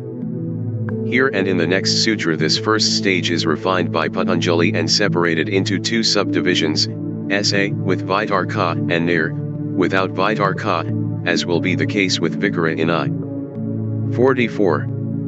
Vyasa takes a cow as his example of an object of meditation to illustrate the nature of the samadhi indicated by Savitarka. The actual physical object, Artha, cow, the one-syllable word Sabda, cow, used in speech to refer to that object, and the idea, Jainana, of a cow produced in the mind of a person who hears that word all are different categories of things, says Vyasa. They have different characteristics, even though they are conflated in normal cognition. The first is a real, life object made of flesh and blood eating grass in the field. The second is an uttered sound, a linguistic indicator consisting of a spoken phoneme, and the third is a mental image or idea, a pratyaya, discussed in I. 10, or saskra. When the yogi uses an object such as a cow as the meditational support, or object of concentration, alambana, discussed in I. 10, but the yogi's awareness of this object is conflated with the word for and the concept of a cow, this absorption is known as savitarka, samapatti, absorption with physical awareness. In other words, the yogi's experience of the object is still subtly tinged with awareness of what the object is called and with the memory or idea corresponding to that object sabdartha, jainana, vikalpa. So in conventional experience as well as in the non-conventional experience of the Savitarka, Samapatti of the sutra, the experience of an object is mixed up, sakra, with vikalpa, here, mental images, in the form of words and ideas. In this sense, direct experience of the object in its own right and on its own ground of being is tainted by the imposition of conceptual thought on it. Vaikaspati Misra calls this type of samadhi apara, pratyaka, lower perception, with an eye to the para, pratyaka, higher perception, that Vyasa will call the next type of samadhi outlined in I. 43. This awareness of the object's word, meaning, and idea is not to be confused with the vittas discussed in the opening sutras of the text, or with the Vitarkas of 2:33 to 34,228. The yogi is not deliberating or reasoning about the object in any kind of an analytical or intellectually rambling fashion at the level of discursive thought, nor is he or she consciously activating a saskra to recognize the object, since that would involve the activation and presence of vittas. We are at the level of samadhi here, when all vittas have been stilled. Nonetheless, the yogi's complete absorption on the object still includes some kind of an intuitive level of awareness or spontaneous, non-discursive, insight as to the object's name and its meaning. In other words, the subconscious saskras of recognition are still not fully latent or inactive. Savitarka might be better understood in comparison with the next stage of samadhi, nirvitarka, described in the next sutra as when, in contrast, the object stands out in its own right without being conflated with the conventional terminologies of language that might refer to it, or with any idea or meaning it might generate. Indeed, the commentators begin their discussion of the subject here. Nirvitarka means non-conceptual or, perhaps more accurately, superconceptual. This occurs when the yogi's citta has been purged of any memory awareness of what the object is and what it is called. In other words, no saskric imprints pertaining to cow activate on any subconscious or intuitive level whatsoever. Vaikaspati Misra states that this type of object awareness is real yogic perception, because conceptual or artificial notions and names are not superimposed upon the object. After all, any word could denote the object cow, if socially agreed upon, and of course the object is referred to by many different terms in various languages. And the idea of cow is a mental construction, a saskric imprint on the citta. Neither word, meaning, nor idea is the real cow. Actually, as the commentators point out, conflating word, meaning, and object can be considered a type of vikalpa, imagination. 8. Because three distinct things are conventionally agreed upon sound for an object, a saskric memory imprint of the object in the citta, and the actual physical object itself are being conflated as if they were one thing. Word and idea are different from the ultimate parctic metaphysical ingredients that make up a cow in reality, so in a sense they share features of the vastu, sunyamavai. 8. In nirvitarka, samapati, the object itself stands forth in its own right, free of designation or mental image. Vyasa notes that the type of insightful perception into the true nature of an object gained through samapati supersedes the other two means of gaining right knowledge of reality recognized by the schools of yoga: inference, logic, and sacred word. 7. Both inference and scripture depend on words and ideas to impart knowledge. Nirvitarka, samapati is based on direct perception that transcends words and ideas, and penetrates the essential nature of an object itself at a far more profound level than that of word and meaning or idea. Vyasa calls it pratyaka, supreme perception, and therefore it is distinct from what he will call loka, pratyaka, mundane perception. However, says Vyasa, nirvitarka, samapati can and does become the seed from which logic and scripture may sprout. In other words, says Vaikaspati Misra, yogis who have experienced the lofty levels of samadhi discussed in these sutras might use words and logic in order to share their experiences with ordinary people. As, indeed, Patanjali is doing, and their words thus become the basis of scripture, as is the case with the present text. In other words, scripture is the product of a nirvitarka level of awareness of reality expressed by God or by the sages through words and concepts. Once these truths become filtered and expressed through words, ideas, and logical thought, however, they become subject to the faults and imperfections inherent in the adoption of words and ideas. One need only consider, for example, how different commentators sometimes understand cryptic sutras differently, especially in the Vedanta tradition 229. Therefore, in yoga, direct perception is the highest means of gaining knowledge. One must practice and experience the truths of yoga, not merely read about, discuss, or try to understand them theoretically. 43 Samti, Parasudho Svarapa, Sunyavartha, Matra, Nirbasa Nirvitarka Samti, memory, Parasudho, upon the purification, here, termination, Svarapa, own nature, Sunya, empty of, Eva, as if, Artha, object, Matra, only, alone, Nirbasa, shining, Nirvitarka, without physical awareness. Nirvitarka Samapati, absorption without conceptualization, occurs when memory has been purged and the mind is empty, as it were, of its own reflective nature. Now only the object of meditation shines forth in its own right. Vyasa explains that when the mind has been purged of all saskric memory in terms of any recognition of what the object of meditation is, or what its name or function are, samti, parasudho, that is, when it allows itself to be colored exclusively by the object of focus itself without any cognitive analysis of the object's place in the greater scheme of things and without the normal instinctive impulse to identify it and recall its name, then the yogi has attained the stage of nirvitarka, samapati, or nirvitarka, samadhi. In this state, the mind has also given up its own nature of being an organ of knowledge, svarupa, sunya. In other words, awareness is not even aware of the mind as being an instrument channeling awareness onto an object. In a sense, all knowledge of the object as conventionally understood has been suspended, and the mind has completely transformed itself into the object, free from any cognitive identification or self-awareness. 230 The object can now shine forth in its own right as an object with its own inherent existence, artha, matra, nirbhasa, free from labels, categorizations, or situatedness in the grand scheme of things. Additionally, we can note that the object has in effect become the yogi's entire universe, since awareness is focused exclusively on it and is thus unaware of anything else, even the cognitive process itself.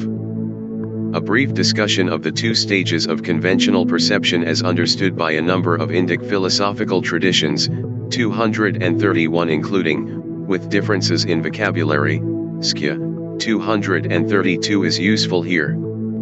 In essence, when for instance, one ambles along the road and encounters an unexpected object, one first becomes aware of it in a vague sort of way, as raw sense data, without assigning a name or identification to it, like the preconceptual awareness of an infant.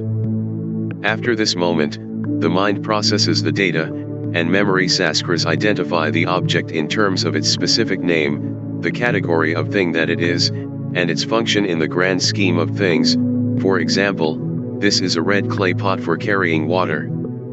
233 The first stage of indeterminate awareness is called nirvikalpa, and the second, savikalpa. Thus, in conventional perception, nirvikalpa, pratyeka, preverbal, preconceptual awareness, is followed by savikalpa, pratyeka, the recognition of name, category, and function of an object, the latter being considered a more exact form of cognition. In samadhi the reverse holds true. Savitarka, when there is still awareness of an object's name and function, is superseded by nirvitarka, where the object stands out freed from the mental clutter of naming, identification, and recognition. Thus, in contrast to mundane perception, in samadhi, nirvitarka is considered to be a higher level of awareness. By definition, then, nirvitarka, samadhi is a state beyond the ability of words and concepts to describe, so a commentary on sutras such as this is a priori somewhat oxymoronic.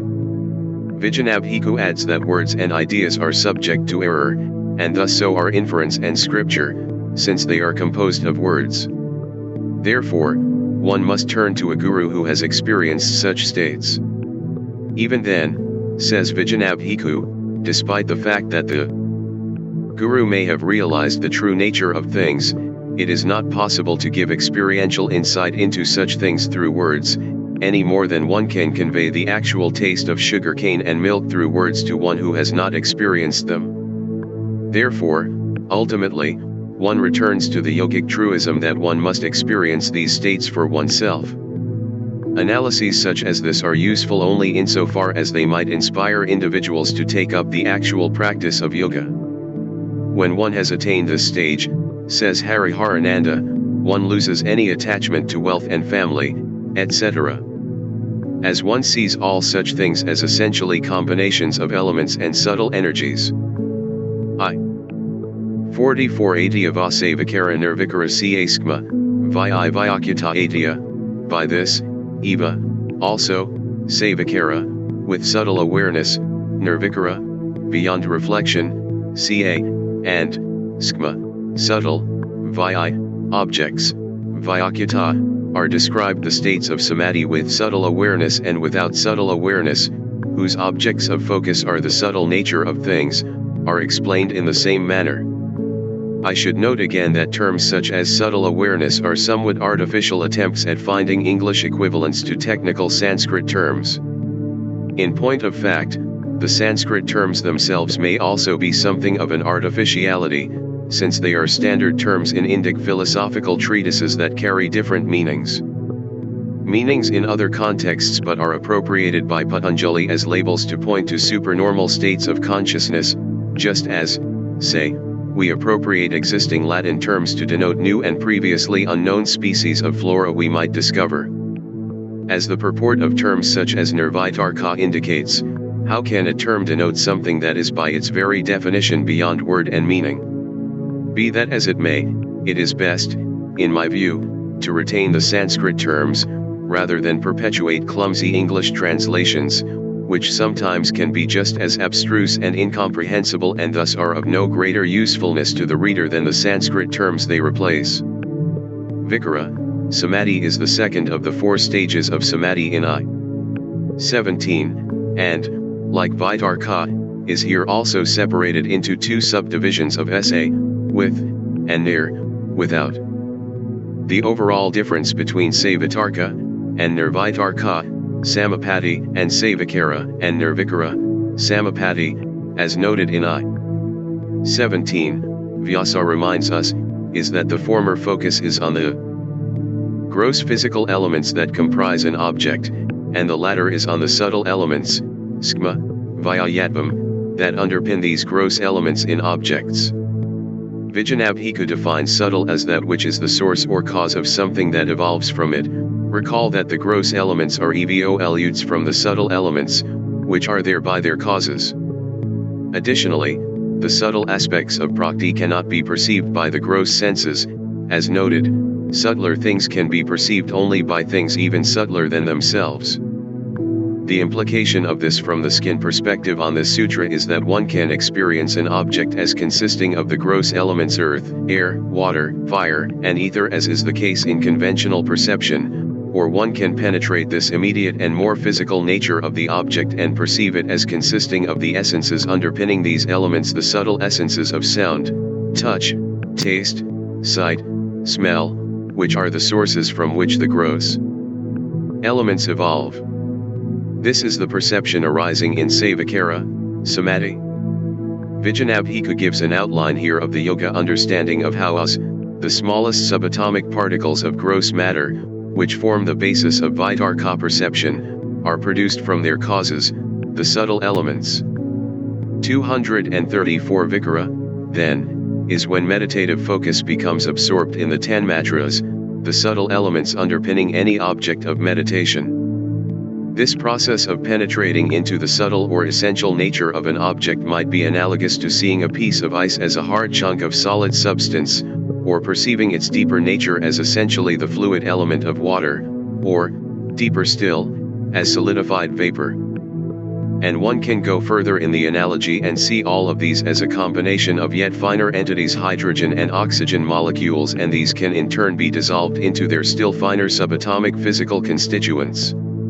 As this principle that a gross object is in fact constituted of finer and then still finer energies and elements holds good in modern physics, so it does for skin physics. One difference is that in modern science, the atomic or subatomic structures of matter can be perceived only by advanced mechanical instrumentation, or inferred as existing, whereas Patanjali and the yoga tradition claim that the yogi can actually and personally perceive, or, more accurately, experience with the mind the subtle essences of an object without any such props.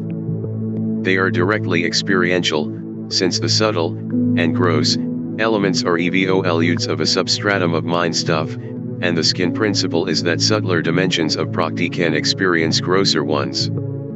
In other words, since one's mind is composed of the same substance as the buddhi substratum of any object, gross or subtle, it can blend with this substratum and thus percolate the object intimately from within, so to speak. When the intensity of focus on the object of meditation deepens such that the yogi penetrates its gross externalization and experiences the object as consisting of subtle elements, the 10 matras, but subtle elements circumscribed as existing in time and space, then the ensuing concentrative state of awareness is known as savikara.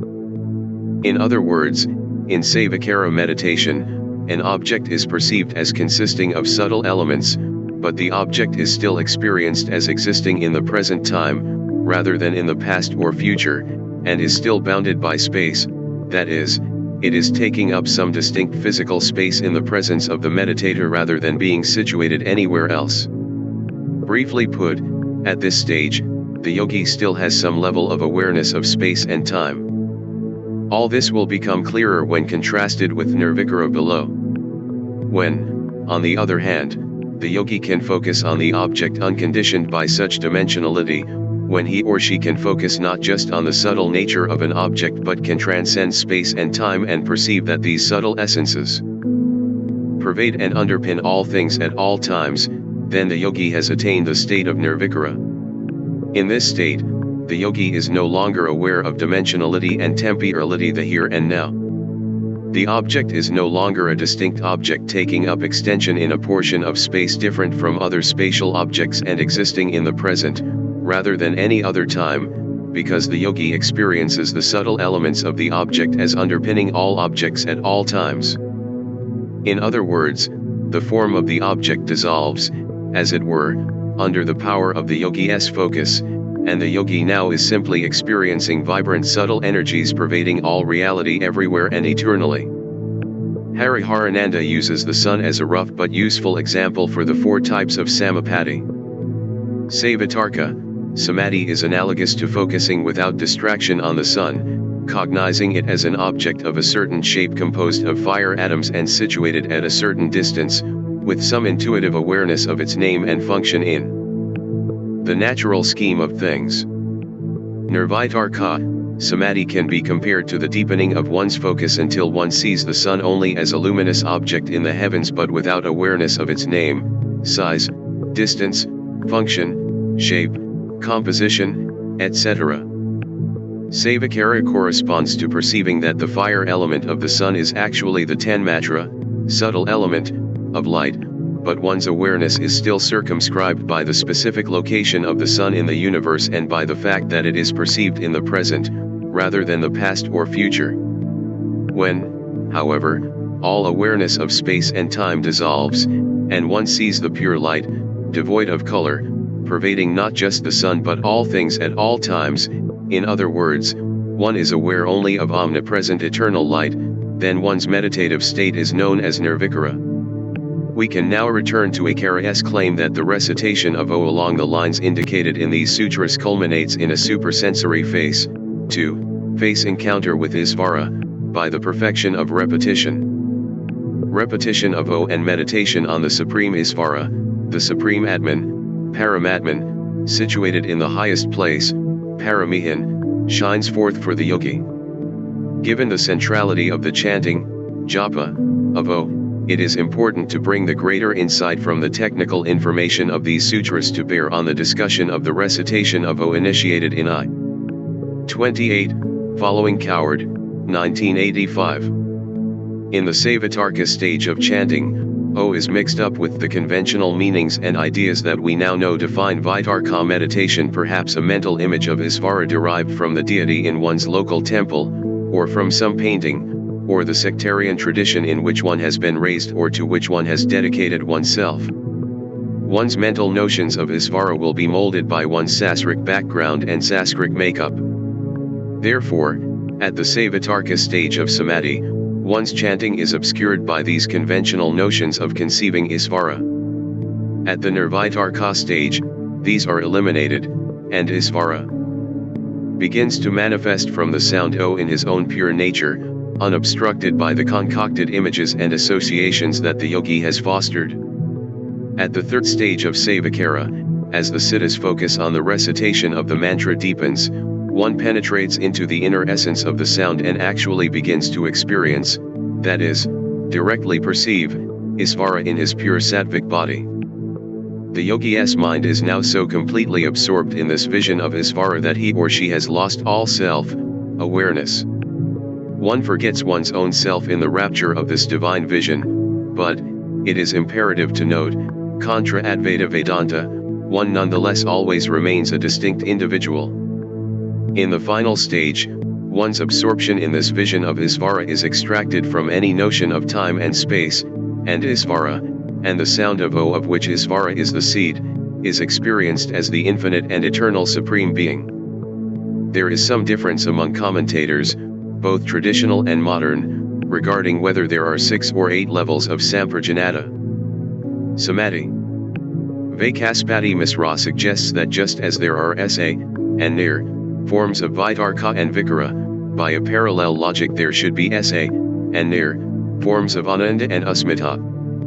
In other words, Vaikaspati Misra envisions Sananda and Narayana as well as Susmita and Narasmita, resulting in 8 stages of Samprajanata, Samadhi. Vijanabhiku specifically disagrees with Vaikaspati Misra on this point, rightly in my view. First, he says, there is no authority for such a claim. In other words, neither Patanjali nor Vyasa mentions any such subdivision of Ananda and Asmita.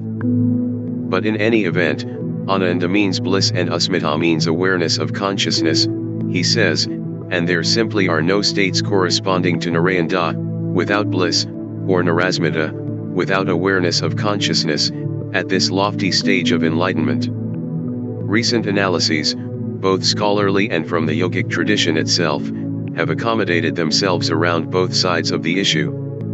235 My own view is that it is a priori in Vijanabhiku's favor. That neither Patanjali nor Vyasa mentions such a taxonomy. Most obviously and simply, this sutra specifically states that Savikara and Nirvikara are to be Vyakyata, explained, in the same way, if Patanjali had intended Sananda and Narayana and Susmita and Narasmita to be explained in the same fashion, he would have specified this here. And if one argues that, out of sutraic briefness, he chose not to do so, Vyasa would have certainly been expected to fill in the gap. The difference of views, however, remains valid, and I acknowledge that I found Coelman's speculative foray into what might possibly be the experiential constituents of hypothetical Sananda, Narayana, Susmita, and Narasmita states to be cogent as well as accommodatable within the metaphysical parameters of yoga psychology. 236 In the higher stages of Samadhi, which will be discussed next, Hariharananda notes that the 10 matras are not the only subtle elements underpinning the metaphysics of an object. They themselves are evolutes from still subtler entities such as ahakra and buddhi. These subtler elements too can be the object of samadhi, as the next sutra indicates. I. 45 Skma, Vyayadvakliga, Paradavasanam Skma, subtle, Vyayadvam, things having the nature of, ca, and, aliga, prakti, that which has no sign, Paradavasanam, concluding, terminating the subtle nature of things extends all the way up to prakti. In the context of the sutra, recall that an entity with a subtle nature, skma, vyayadva, can be defined as something that can generate a product grosser than itself. The 5 gross elements do not produce any products or evolutes. They are the last link in the chain, so to speak, so they are not considered subtle. The 10 matras are considered subtle elements because they can produce grosser by-products. But the 10 matras subtle elements are themselves the product of something subtler still, ahakra. As the subtle cause of the 10 matras, ahakra is by extension also the indirect subtle cause of the gross elements, but twice removed, so to speak. And ahakra itself also has a still subtler cause, buddhi. The term liga, literally, that which is a sign, is used in 2:19 for buddhi, which is in turn an evolute of prakti, referred to here as aliga, that which has no sign. 237 Prakti is the ultimate subtlest cause of everything because it cannot dissolve into anything subtler. With all this in mind, Patanjali indicates in this sutra that the samapati or meditative focus of the yogi can penetrate the nature of the object and experience it on progressively even more subtle levels than those indicated in the previous sutra. That of ahakra and buddhi, according to the schema of things. As one approaches the more subtle levels of prakti, the sattva element becomes more dominant. One of the inherent qualities of sattva is joy, ananda. Thus, when the yogi's focused mind becomes absorbed in the ahakra essence of all reality, space, dimensionality, time, etc. Having already been surpassed in the previous stage of nirvikara, it comes in contact with the sattvic and blissful quality not only inherent in the object of meditation but also underpinning all reality, hence the yogi experiences all-pervading bliss. It is important to note that this is not the bliss of Brahman indicated in Upanishads such as the Taittiriya, 2:8 ff. The bliss indicated here is Prakritic. The siddha of the yogi is immersed in the sattvic aspect of Prakti, which results in an experience of sattva that produces a very refined but nonetheless still Praktic type of blissfulness. One must be wary of confounding this with the bliss of Brahman, see 2:18. Finally, penetrating the essence of reality further still, the yogi encounters pure buddhi, from which all the other evoluts have evolved. Having nothing further external or outside of itself on which to meditate, at least in the realm of Prakti, since it itself is the source of all Praktic evoluts, only Purua now remains as an object of contemplation for the yogi's buddhi. Siddha, as discussed, is composed of buddhi, ahakara, and manas in yoga.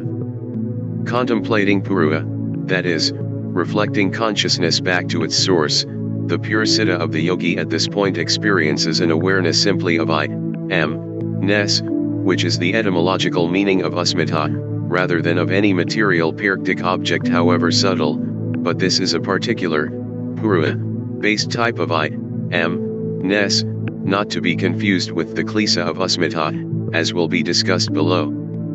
There now remains one final step, which will be discussed in Sutra 51. The Purua, acknowledges Vyasa, is subtle too. It cannot be perceived by Prakti or its evoluts. But it is not subtle in the sense of being the cause of Prakti or of anything else, and therefore does not come under the definition of subtleness outlined at the beginning of the sutra, namely, that it produces evoluts grosser than itself. Purua is changeless, according to the yoga school, and therefore does not transform to produce evoluts. Purua is, however, the instrumental cause of Prakti insofar as the latter exists for fulfilling the objectives of the former, notes Vaikaspati Misra, with 2:18 in mind. While on the topic of ultimate causes, Patanjali does not refer to Isvara, who we recall is a special Purua, I-24, as the material or, for that matter, the efficient cause of the world, that is, the creator of Prakti. However, Vijanabhiku and other commentators connect the Isvara of the Sutras with the Isvara of the Gita, where Ka unambiguously states that, as Isvara, he is indeed the efficient cause of Prakti. Prakti produces animate and inanimate things with me. As overseer, it is from this cause, that the universe revolves. 9. 10. Ka is also the material as well as efficient cause of the universe, everything emanates from me, x. 9. I. 46 ta eva sa, bija samdi ta with makron, they, the four types of samapadis outlined above, eva, indeed, very, only, sa, ja, with seed, samdi, meditative absorption. These above mentioned samapati states are known as samadhi meditative absorption with seed. Vyasa explains that the four samapati states outlined in the previous sutras are known as samadhi with seed, sa, bija, because they have something external as their object of focus. Whether the gross form of an object, as in the case of the Savitarka and Nirvitarka states, or the subtle form of an object, as in the case of Savikara and Nirvikara. Therefore, Sabija, samadhi is fourfold, he says. We should note that these stages of samadhi are referred to here as Sabija, samadhi but as Samprajanata, samadhi in I. 17. While some modern commentators 238 have argued that there are nuances of differences between these terms, and their counterparts of Nirbija, samadhi and Asamprajanata, samadhi, they are essentially used synonymously by our commentators. According to Vyasa, here bija technically refers to a seed in the sense of saskra. Any object perceived in the mind leaves a saskra imprint, even if the mind is fixed on it in the intense stages of samprajanata, hence the latter synonym, sa, bija. The object of meditation, alambana, even if the mind is fixed on it exclusively and with the penetrative insight discussed in these verses, still leaves its imprint as a seed, saskra, on the mind just as any other. Object does. Since the object of concentration as well as the concentrating mind itself become redundant in Nirbhaja, no seeds of saskras are deposited. To sum up, in Samprajanata, or Sabhaja, Amati, there are 4 levels, listed in I. 17, 2 of which, Vitarka and Vikara, are further subdivided into 4 Samapatis in 2. 42 to 44. One can thus speak of 6 levels of Samprajanata, Samadhi, followed by a final stage of Asamprajanata, Samadhi. This makes 7 types of Samadhis in toto, or 9 types, if one subscribes to Vakaspati Misrasananda/Narayanda, Susmitha/Narasmita schema. I. 47 Nirvikara, Vaisarati Dhyatma, Prasda Nirvikara, super-reflective, Vaisarati, in the clarity, Adhyatma, of the inner self, Prasda, lucidity. Upon attaining the clarity of Nirvikara, Samadhi, there is lucidity of the inner self.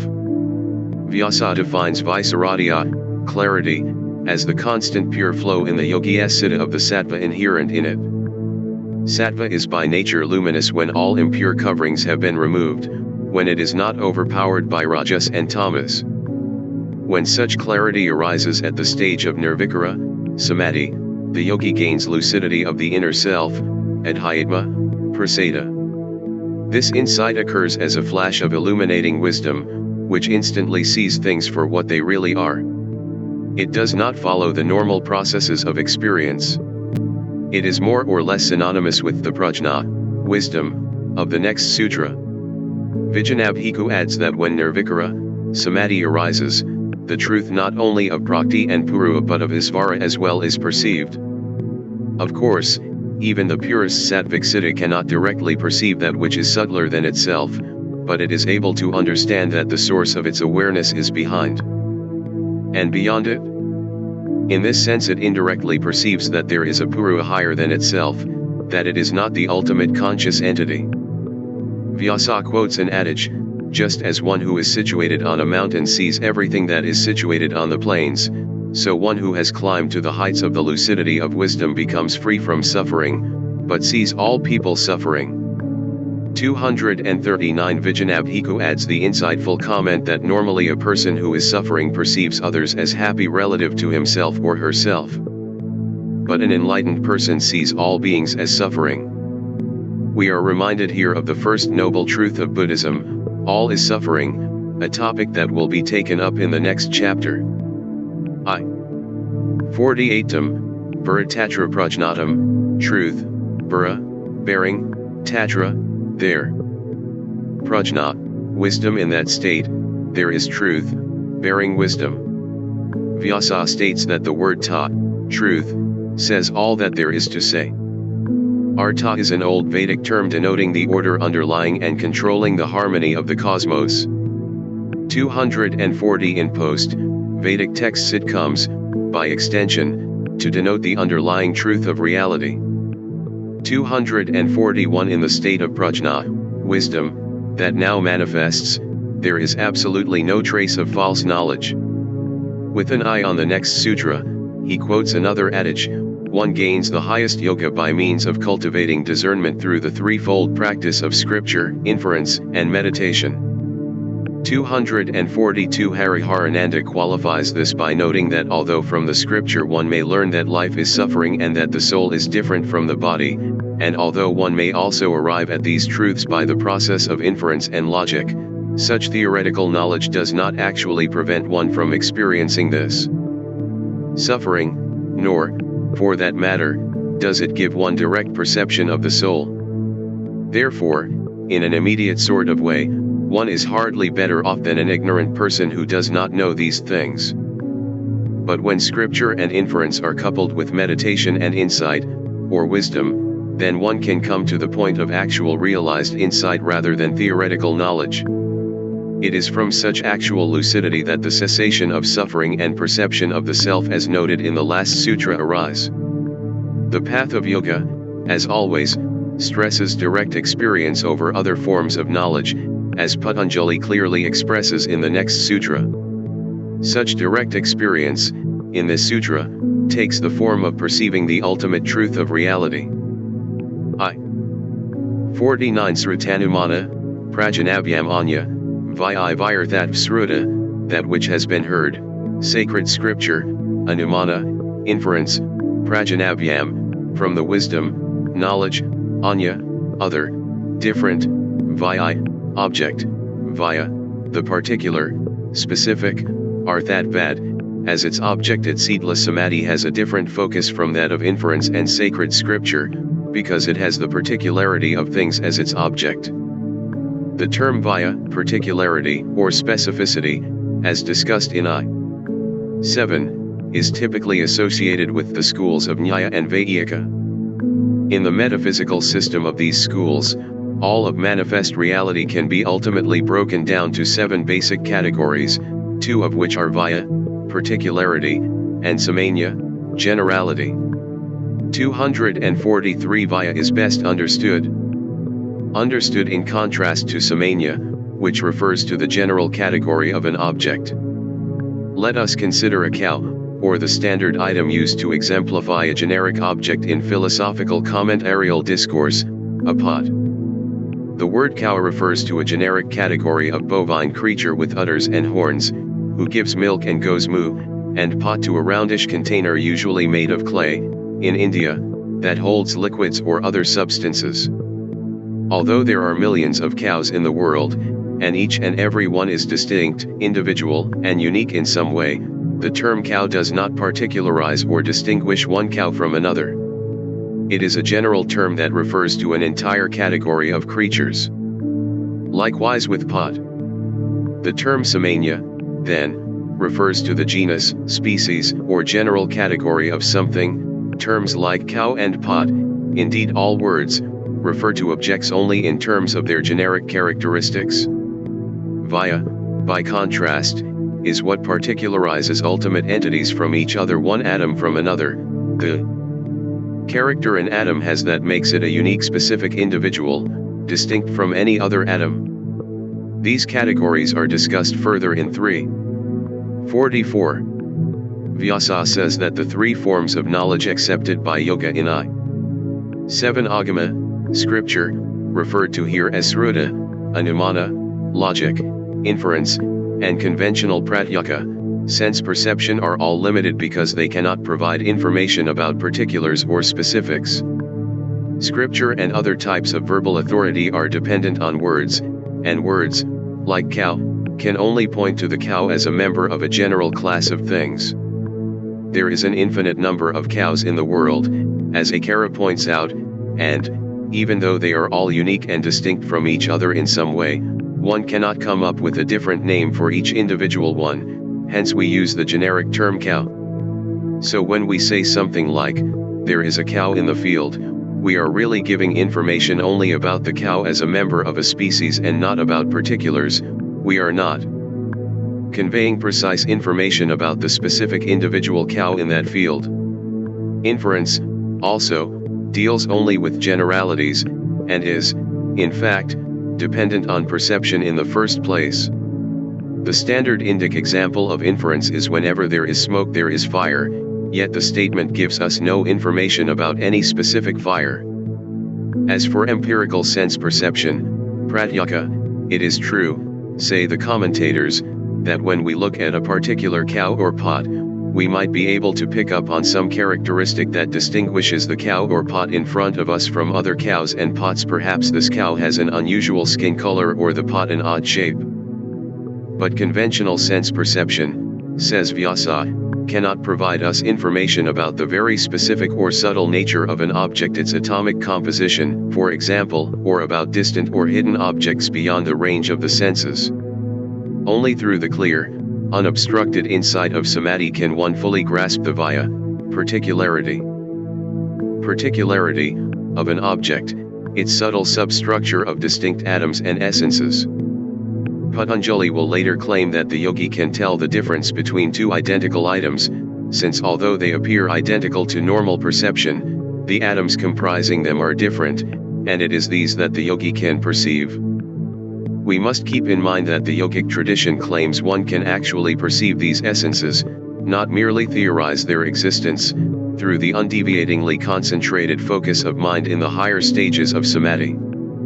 This perception, then, is actually a form of pratyeka, but not that of conventional sense perception. As noted, the Yukti Deepika commentary on Sakya points out that yogic pratyeka transcends normal sense-based perception. It is para, pratyeka, higher, supreme, supernormal, perception. Following on the previous verse, Akara states that scripture provides us with information about the path that is to be followed, and inference or logic helps remove doubts about that path, but ultimately these must be followed by eagerness for meditation on what has been established by these other two sources of knowledge, that is, for direct experience of their truths. Patanjali is here clearly asserting that samadhi surpasses the ability of scripture and inference in their ability to fully experience an object at its subtlest level rather than understanding it in an indirect, generic, and mediated sort of way. And, ultimately, says Vyasa, it is only through samadhi that one can grasp the distinct particularity of the soul itself. The ingredients of the mind itself are the same as those underpinning the object in external reality. Remember that the gross and subtle elements are nothing other than tamas, dominant evolutes from sattva, dominant buddhi and ahakra. Thus, when fully sattvic, the mind can transcend its own klesa limitations and merge into the common substratum of all things.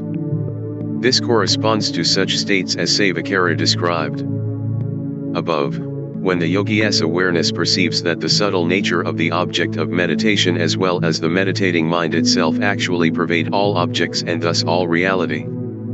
As Vaikaspati Misra puts it, once the obstructing qualities of rajas and tamas have been removed, then the pure luminosity of consciousness is able to pass beyond the limitations of all boundaries and finite objects. What, then, is there in existence that does not fall within its purview?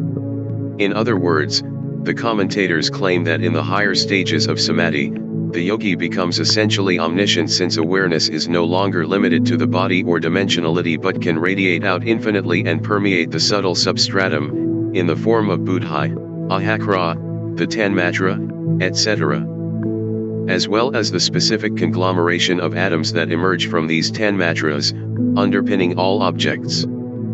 It can thus perceive the vaya, particularity, that is, the specific atomic composition, of any object, as Patanjali states in the Sutra. 50 Taj, Ja, Saskro Naya, Saskra, Pratibandhi Tad, that, Prajna, bearing, Ja, born, Saskra, subconscious imprint, Anya, other, Saskra, subconscious imprints, Pratibandhi, obstructs the saskras born out of that truth, bearing wisdom obstruct other saskras from emerging. Patanjali here states that the truth, bearing wisdom, tumhar, jnana avai 48, produces a certain type of saskra of its own. Evidently, these pratibandhi or blocking saskras are effectively the virama, pratyaya, the thought of terminating all thoughts, avai 18. Such truth, bearing wisdom saskras, Vyasa hastens to add, do not provoke the mind into vitti activity or activate as thought or in any way agitate the siddha, which would be counterproductive to the goal of yoga. Their function is solely to block the activation and emergence of other conventional saskras that lie dormant in the saskric deposit of the siddha. When these conventional saskras, which produce mundane thoughts and ideas the siddha, vitti are blocked, samadhi is enhanced, says Vyasa.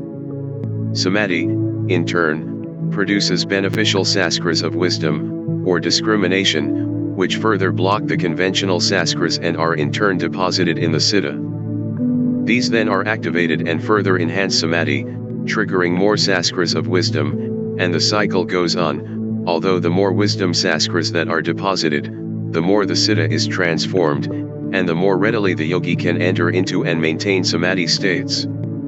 These beneficial saskras, nara, saskras, have been compared to a thorn used to extract another thorn, which are then both discarded. 244 This is because wisdom, or discrimination, is still a function of Citta, says Vyasa, and therefore produces its saskras just as all activities of Citta are bound to do. So although it, too, must ultimately be bypassed when its function is served, the conventional activities of the mind must first come to a halt by the rise of discrimination.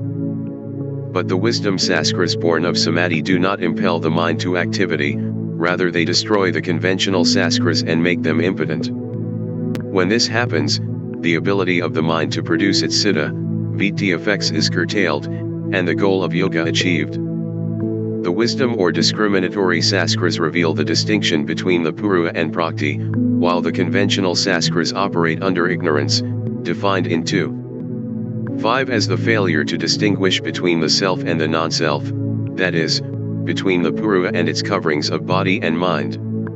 When discrimination arises, this illusion is destroyed, therefore, the wisdom saskras are indispensable. Vijanabhika describes these truth-bearing saskras, these saskras of discernment, as being of different strengths, perhaps, in resonance with I. 22, in accordance with the intensity of samadhi, hence the need to reinforce them by the cycle outlined by Vyasa. Vaikaspati Misra states that there are only two possibilities for the mind, either it pursues the objects of the senses, or it cultivates discrimination. Put differently, it can be used either for enjoyment or for liberation, as Patanjali notes in 2.18. This difference in how the mind is put to use reflects the difference between the klaya, detrimental, and akliya, non-detrimental, vittas of I. 5. The inclination of the mind to aspire after worldly objects of enjoyment occurs only as long as it does not experience lucidity and discriminative awareness of reality, which ultimately means perceiving the distinction between purva and prakti. As will be discussed, when such discrimination arises, ignorance is destroyed and thus the deposit of karma and the afflictions of the mind are also destroyed, and the tendency of the mind to seek external enjoyment comes to an end. Ramananda Sarasvati states that upon the rise of discrimination, the mind becomes disgusted with sensual experience and turns toward the self. In this vein, Hariharananda redirects attention to Sutra I.16, where Patanjali indicates that disinterest in the entire productivity of the guas, which means everything in prakti, results from realization of the purva soul. Vijanabhika states the Skha and Vedantic view here, the wisdom-bearing saskras destroy only the dormant and unmanifest store of karma, and not the prarabdha karma, the karma that has already activated. Karma exists in various stages, the exact specifications of which differ from school to school, but essentially it lies dormant awaiting later fructification, sansita, karma, or is being accumulated by ongoing activity under ignorance in the present, sansi yamana, or it has already been activated and is now manifest, prarabdha. Samadhi, then, destroys all the dormant karma. However, the already activated karma of the yogi's present experience lifespan, type of body, ongoing happenings, etc. 2.13, is terminated only upon the manifestation of the nirbhaja, samadhi, the subject of the next sutra. I.51 Tajyapinara is sarva, naran nirbhaja samdhi tajya, of that truth, bearing saskras, API, also, even, Naraya, upon cessation of sarva, of everything, Naraat, from the cessation, nirbhaja, seedless, samdhi, meditative absorption upon the cessation of even those truth-bearing saskras, nirbhaja, samadhi, seedless meditative absorption, ensues. We now come to the end of the road of the yogic process outlined by Patanjali. In nirbhaja, seedless, samadhi, explains Vyasa, both the illumined insight and discernment born in sabhaja, samadhi and the truth-bearing wisdom saskras that accompany it, are themselves rendered inactive. Vyasa notes that the nara, saskras of I.50, the restraining or suppressing saskras, block or eliminate even these beneficial truth-bearing saskras of discrimination. In the ensuing state of nirbhaja, samadhi, the yogi's awareness has no contact whatsoever with prakti, external reality, either in its gross or subtle aspects. In other words, the citta is not focused on any aspect of an object, gross or subtle, completely uncoupled from citta, all mental and cognitive processes. Purua is now aware simply of itself. There is a saskra that facilitates this by suppressing all saskras whatsoever, including those of insight and wisdom. This is the nara, saskra, as its name suggests, the ultimate saskra that produces absolute citta, vitti, nara. All thought is now latent, sarva, naran. Nirbhaja, samadhi is different from the asmita stage of sabhaja, samadhi discussed in I-17. In the latter, the consciousness of the purua is still emanating out and being channeled through citta. Because citta is so pure in this state, the commentators compare it to a luminous mirror in which purua can see its own reflection. But purua is not seeing itself directly, it becomes aware of itself indirectly by seeing a reflection of itself through the medium of citta.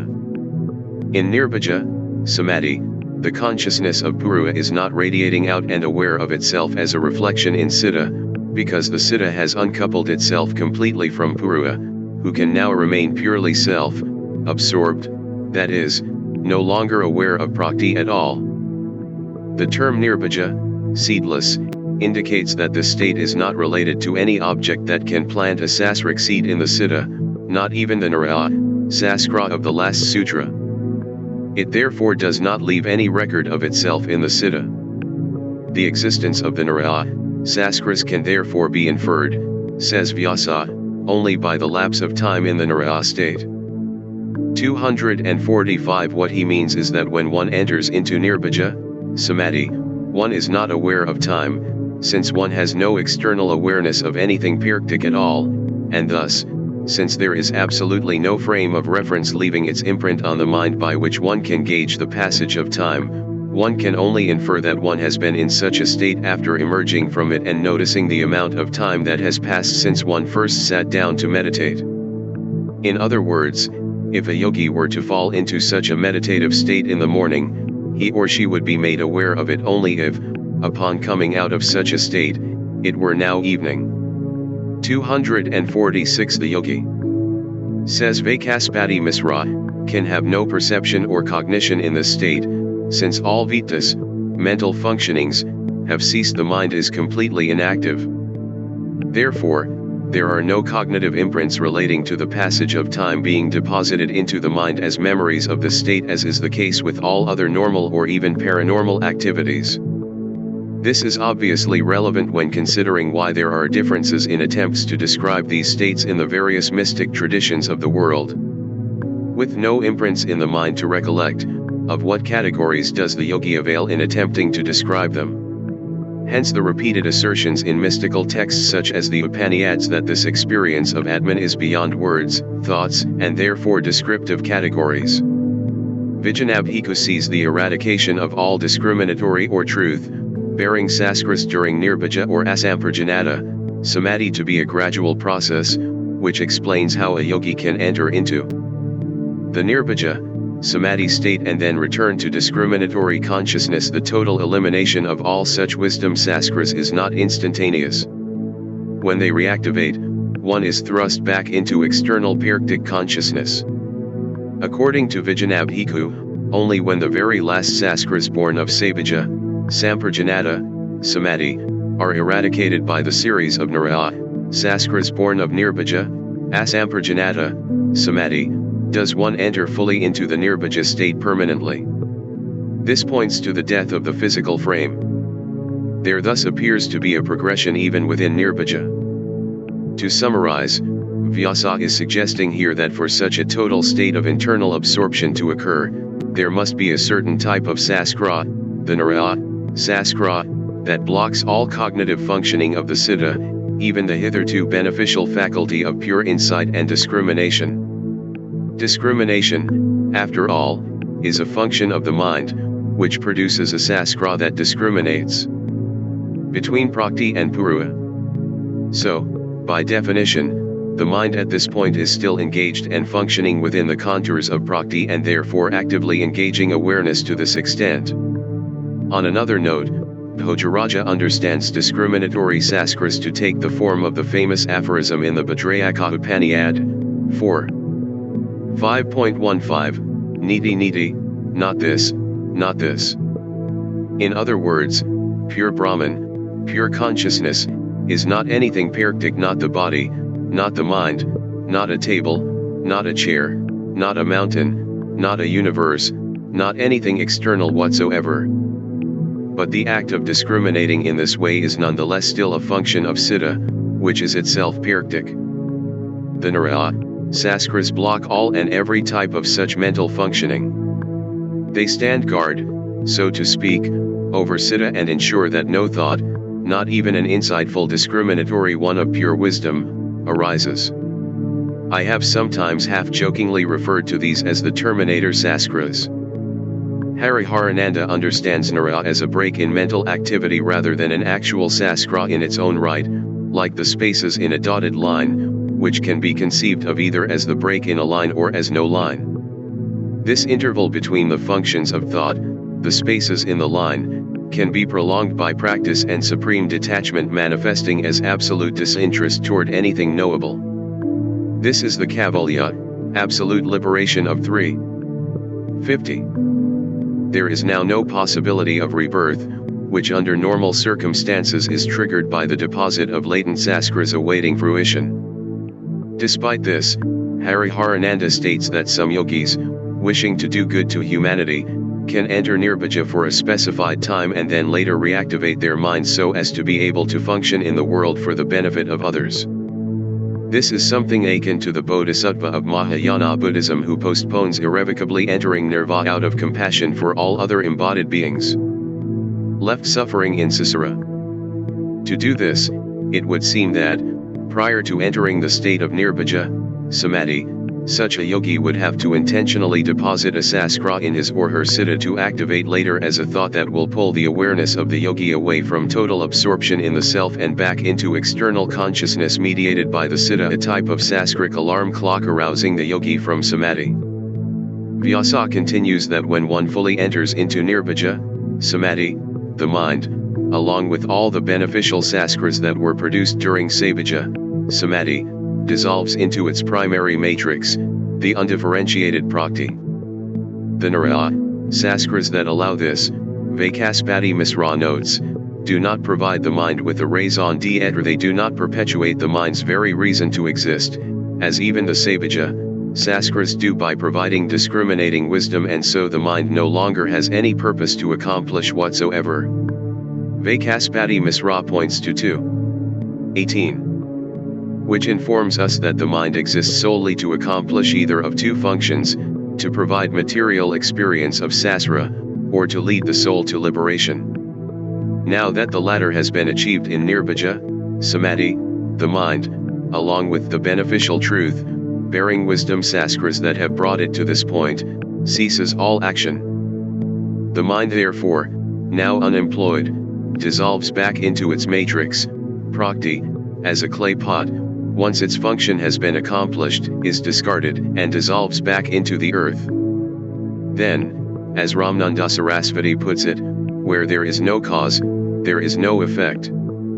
Sasara ceases. Now, says Vyasa, the Purua can exist in its own right free, pure, and completely detached.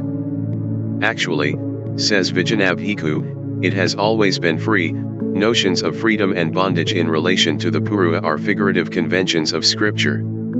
Sasara and all it entails exists in the mind, not in the Purua itself. The Purua becomes apparently ensnared in Sasara by dint of the mind erroneously misidentifying with it, and, because of this identification, Purua apparently becomes ensnared with the universe of experiences that the mind presents to it. But now, in Nirbhaja, Samadhi, all vestiges of association with the Siddha have been discontinued, and the final and ultimate goal of yoga has been attained, Purua's unmediated absorption in its own conscious eternal essential nature.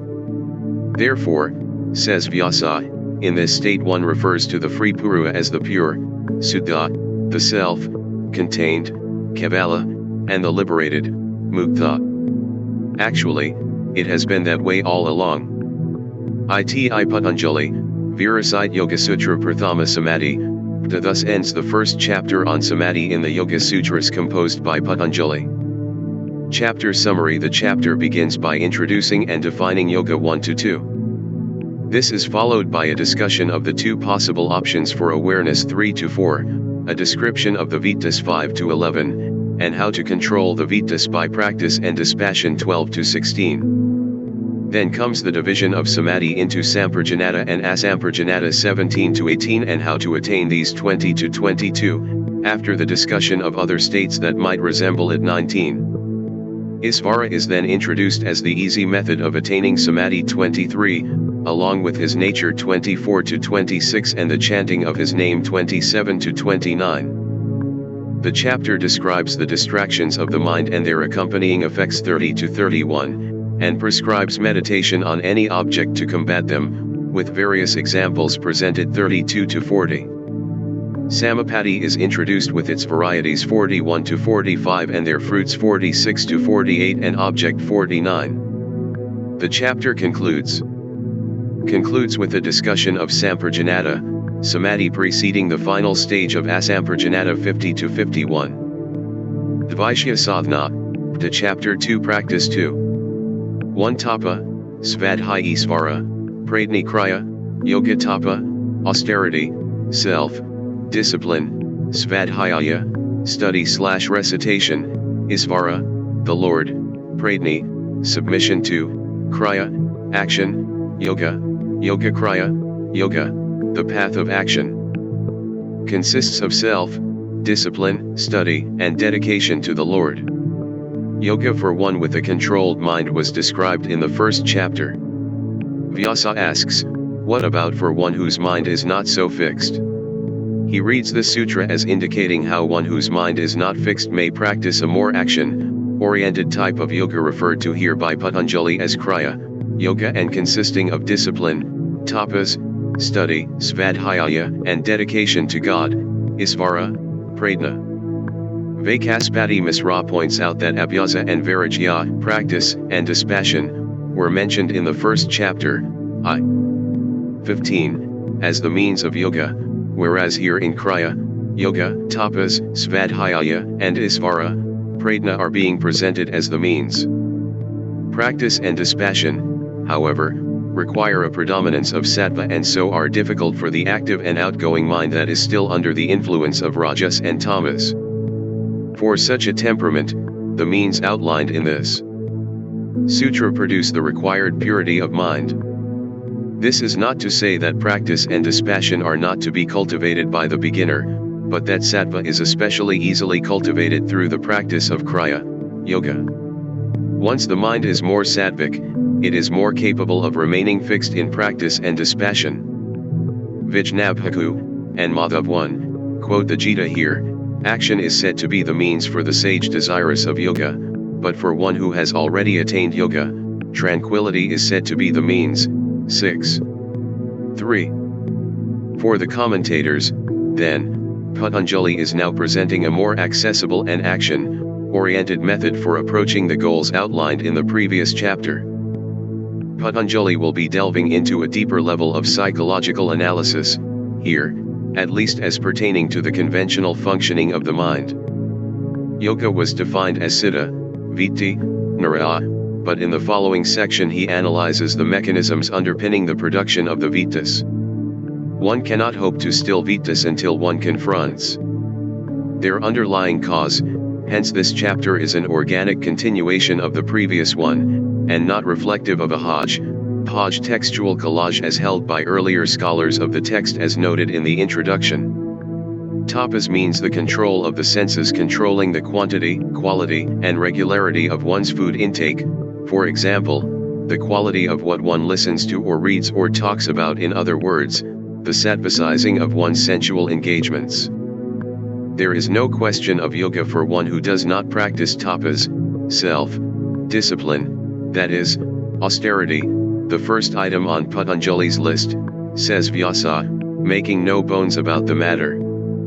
Impurities, by which he means the influences of rajas and tamas, which take various forms due to endless karma, the klesas, obstacles to yoga such as ignorance, ego, and attachment, and the vasanas, clusters of subliminal imprints, have propelled the mind toward the snares of sense objects since beginningless time, anadi.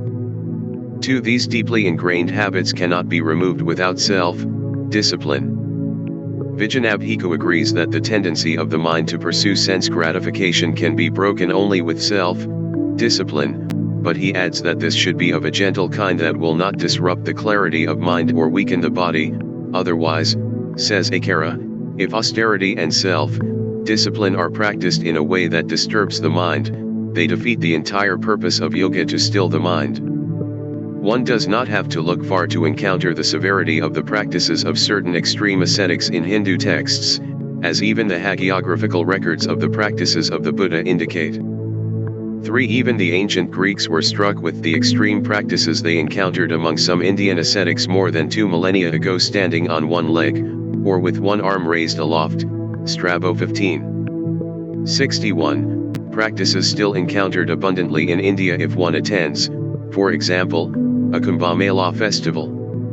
The yoga commentators take a gentler approach. Ramananda Sarasvati considers self-discipline to consist of celibacy, service to the Guru, speaking truthfully, gravity, silence, the performance of appropriate duty, tolerance of extremes, and controlled intake of food. Hariharananda states that it entails renouncing all sensual actions that bring only momentary pleasure. Akara stresses that yoga does not bear fruit for one who does not practice austerity, that is, for one who is too fond of the body, considering it to be one's very self, and overly inclined to avoid discomfort. The mind has been addicted to sense objects since time immemorial, he continues, and is caught up by them like a fish in a net. This primordial propensity cannot be destroyed without tapas, austerity. Patanjali will have more to say about tapas later. Vyasa defines svadhyaya, the second item mentioned in the sutra, as japa, the repetitive chanting of mantras such as O, and the study of scripture. Scripture, which is a Jnana practice most especially associated with the Vedanta tradition, it will be further discussed in 2:32-44. From studying scripture, the aspiring yogi gains knowledge and inspiration.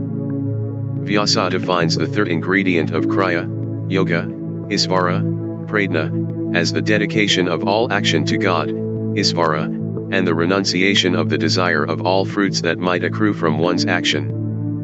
Vijanabhiku notes that the submission to isvara mentioned in the sutra is different from the interaction with isvara noted in the last chapter.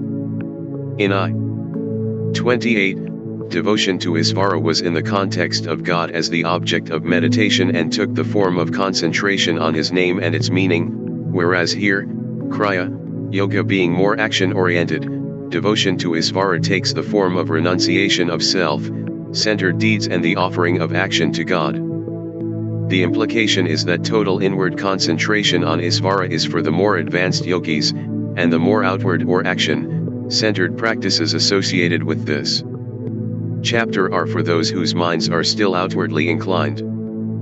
However, it is important to note that surrender to God is not an option in kriya yoga as it was when it was presented as an object of meditation. It is a mandatory part of this practice. Patanjali's theistic orientations are thus more forcefully evident in the sutra. The commentators take this dedication of one's fruits of action to isvara as an implicit reference to the bhakti-centered karma yoga of the Gita, where, of course, Ka identifies himself as isvara. Indeed, the term kriya overlaps considerably with the term karma action, deed, etc. Both being nominal derivatives of the root k, to do.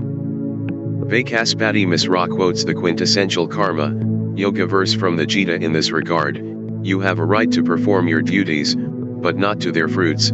Do not consider yourself to be the doer of your activities, and do not become attached to an action. 2:47. According to the laws of karma, all action, good or bad, when performed out of self, interest, or, more precisely, when performed under the influence of ignorance, mistaking the self to be the body and mind. 2. 5. Plants a seed of reaction, which in this or a future life must eventually bear fruit, good or bad, in accordance with the original deed. 2. 12. Karma, yoga, as outlined in the Gita, is an action-oriented path through which one can avoid the vicious cycle of karmic reaction by acting purely out of dharma, duty, rather than self-interest. It is subsequently surpassed and culminates, in the Gita, in action performed not just for duty but in devotion for Isvara. It is in this bhakti sense that the Yoga Sutras commentators take this aspect of Kriya, yoga. Thus, Vijanabhika quotes the verses from the Gita where Ka says, "Whatever you do, whatever you eat, whatever you give away, whatever austerity you perform, do it as an offering to me." 9:27. I am the enjoyer of sacrifice and self-discipline, and the great Isvara, Lord, of all the worlds. V. 29. Those who worship other gods, endowed with faith, are really worshipping me, but they do so in ignorance. 9:23.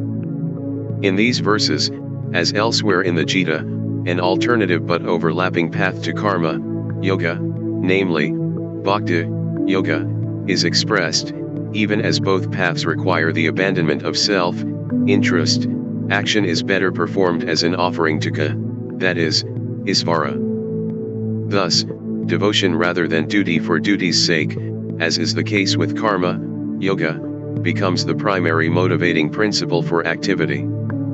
In the Gita, Ka most conspicuously establishes the primacy of bhakti when he advises Arjuna to abandon all dharma duties and devote himself exclusively to him, thereby underscoring the primacy of bhakti over dharma. 18:66. The text ends, however, with Arjuna performing his duty nonetheless, but doing so out of devotion because Ka tells him to, rather than out of the call of duty per se. Vijanabhika notes, therefore, that the Kriya, yoga of the sutra denotes more than the karma yoga of the Gita, as it includes bhakti in the form of Isvara, pradhana, and jnana in the form of svadhyaya, study. Therefore, Patanjali's Kriya, yoga actually incorporates three of the yogic paths outlined in the Gita: karma, yoga, jnana, yoga, and bhakti, yoga.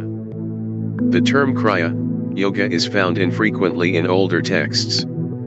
For Gelblum, 1992, 80, states that the term is to be understood more accurately as ritual or worshipful act rather than the too broad meaning, action. This would tie the term more specifically with the practices of bhakti, yoga, which eventually take the form of puja in theistic Hinduism, for example, the upasana in Gita 9:14. Vijanabhika draws attention to the fact that, as the outer or preparatory aspects of yoga, the three ingredients of Kriya, yoga specified in the sutra are also three of the five niyamas, the second of the adagas, limbs, of yoga. He considers the first five limbs, which Patanjali calls outer, also a preparatory aspect of yoga, as is Kriya, yoga. Tapa, svadhyaya and Isvara, pradhana are the most important preparatory ingredients, says Vijanabhiku, hence they have been selected here by Patanjali under the rubric of Kriya, in addition to their treatment later as niyamas. Of interest here is the observation that tapa and svadhyaya are ancient Brahma practices, the former central to Vedic purificatory rites and the latter to the recitation and study of the Vedic texts.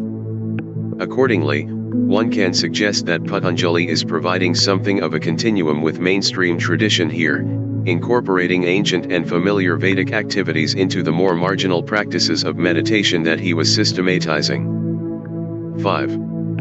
2 Samadhi, Vaidvanrita Klisa, Tanu, Karartha Ca Samadhi, meditative absorption, Bhavna, bringing about, Artha, for the purpose of, Klisa, afflictions, Tanu, weak, Kara, making, Artha, for the purpose of, Ca, and the yoga of action is for bringing about samadhi and for weakening the afflictions to yoga. Patanjali states here that by the performance of kriya, yoga, the klesas, afflictions, nescience, ego, attachment, aversion, and the clinging to life, which are the subject of the next sutra, are weakened. Etymologically, klesa, from the root kles, means to torment, trouble, cause pain, afflict. The word is often translated as obstacles, since in addition to tormenting the living entities, the klesas obstruct the mind from realizing the nature of the true self. As yoga was defined in I.2 in terms of the suppression of vittas, so here kriya, yoga is defined in terms of the weakening, tanu, kara, of what we will discover are the underlying cause of the vittas, the klesas. We are thus moving into a deeper psychological level of the citta. In fact, the klesas become like burnt seeds, scorched by the fire of discrimination, and thus they become unproductive, and one is no longer subject to these afflictions and the klaya, detrimental, vittas they produce. We noted earlier that klaya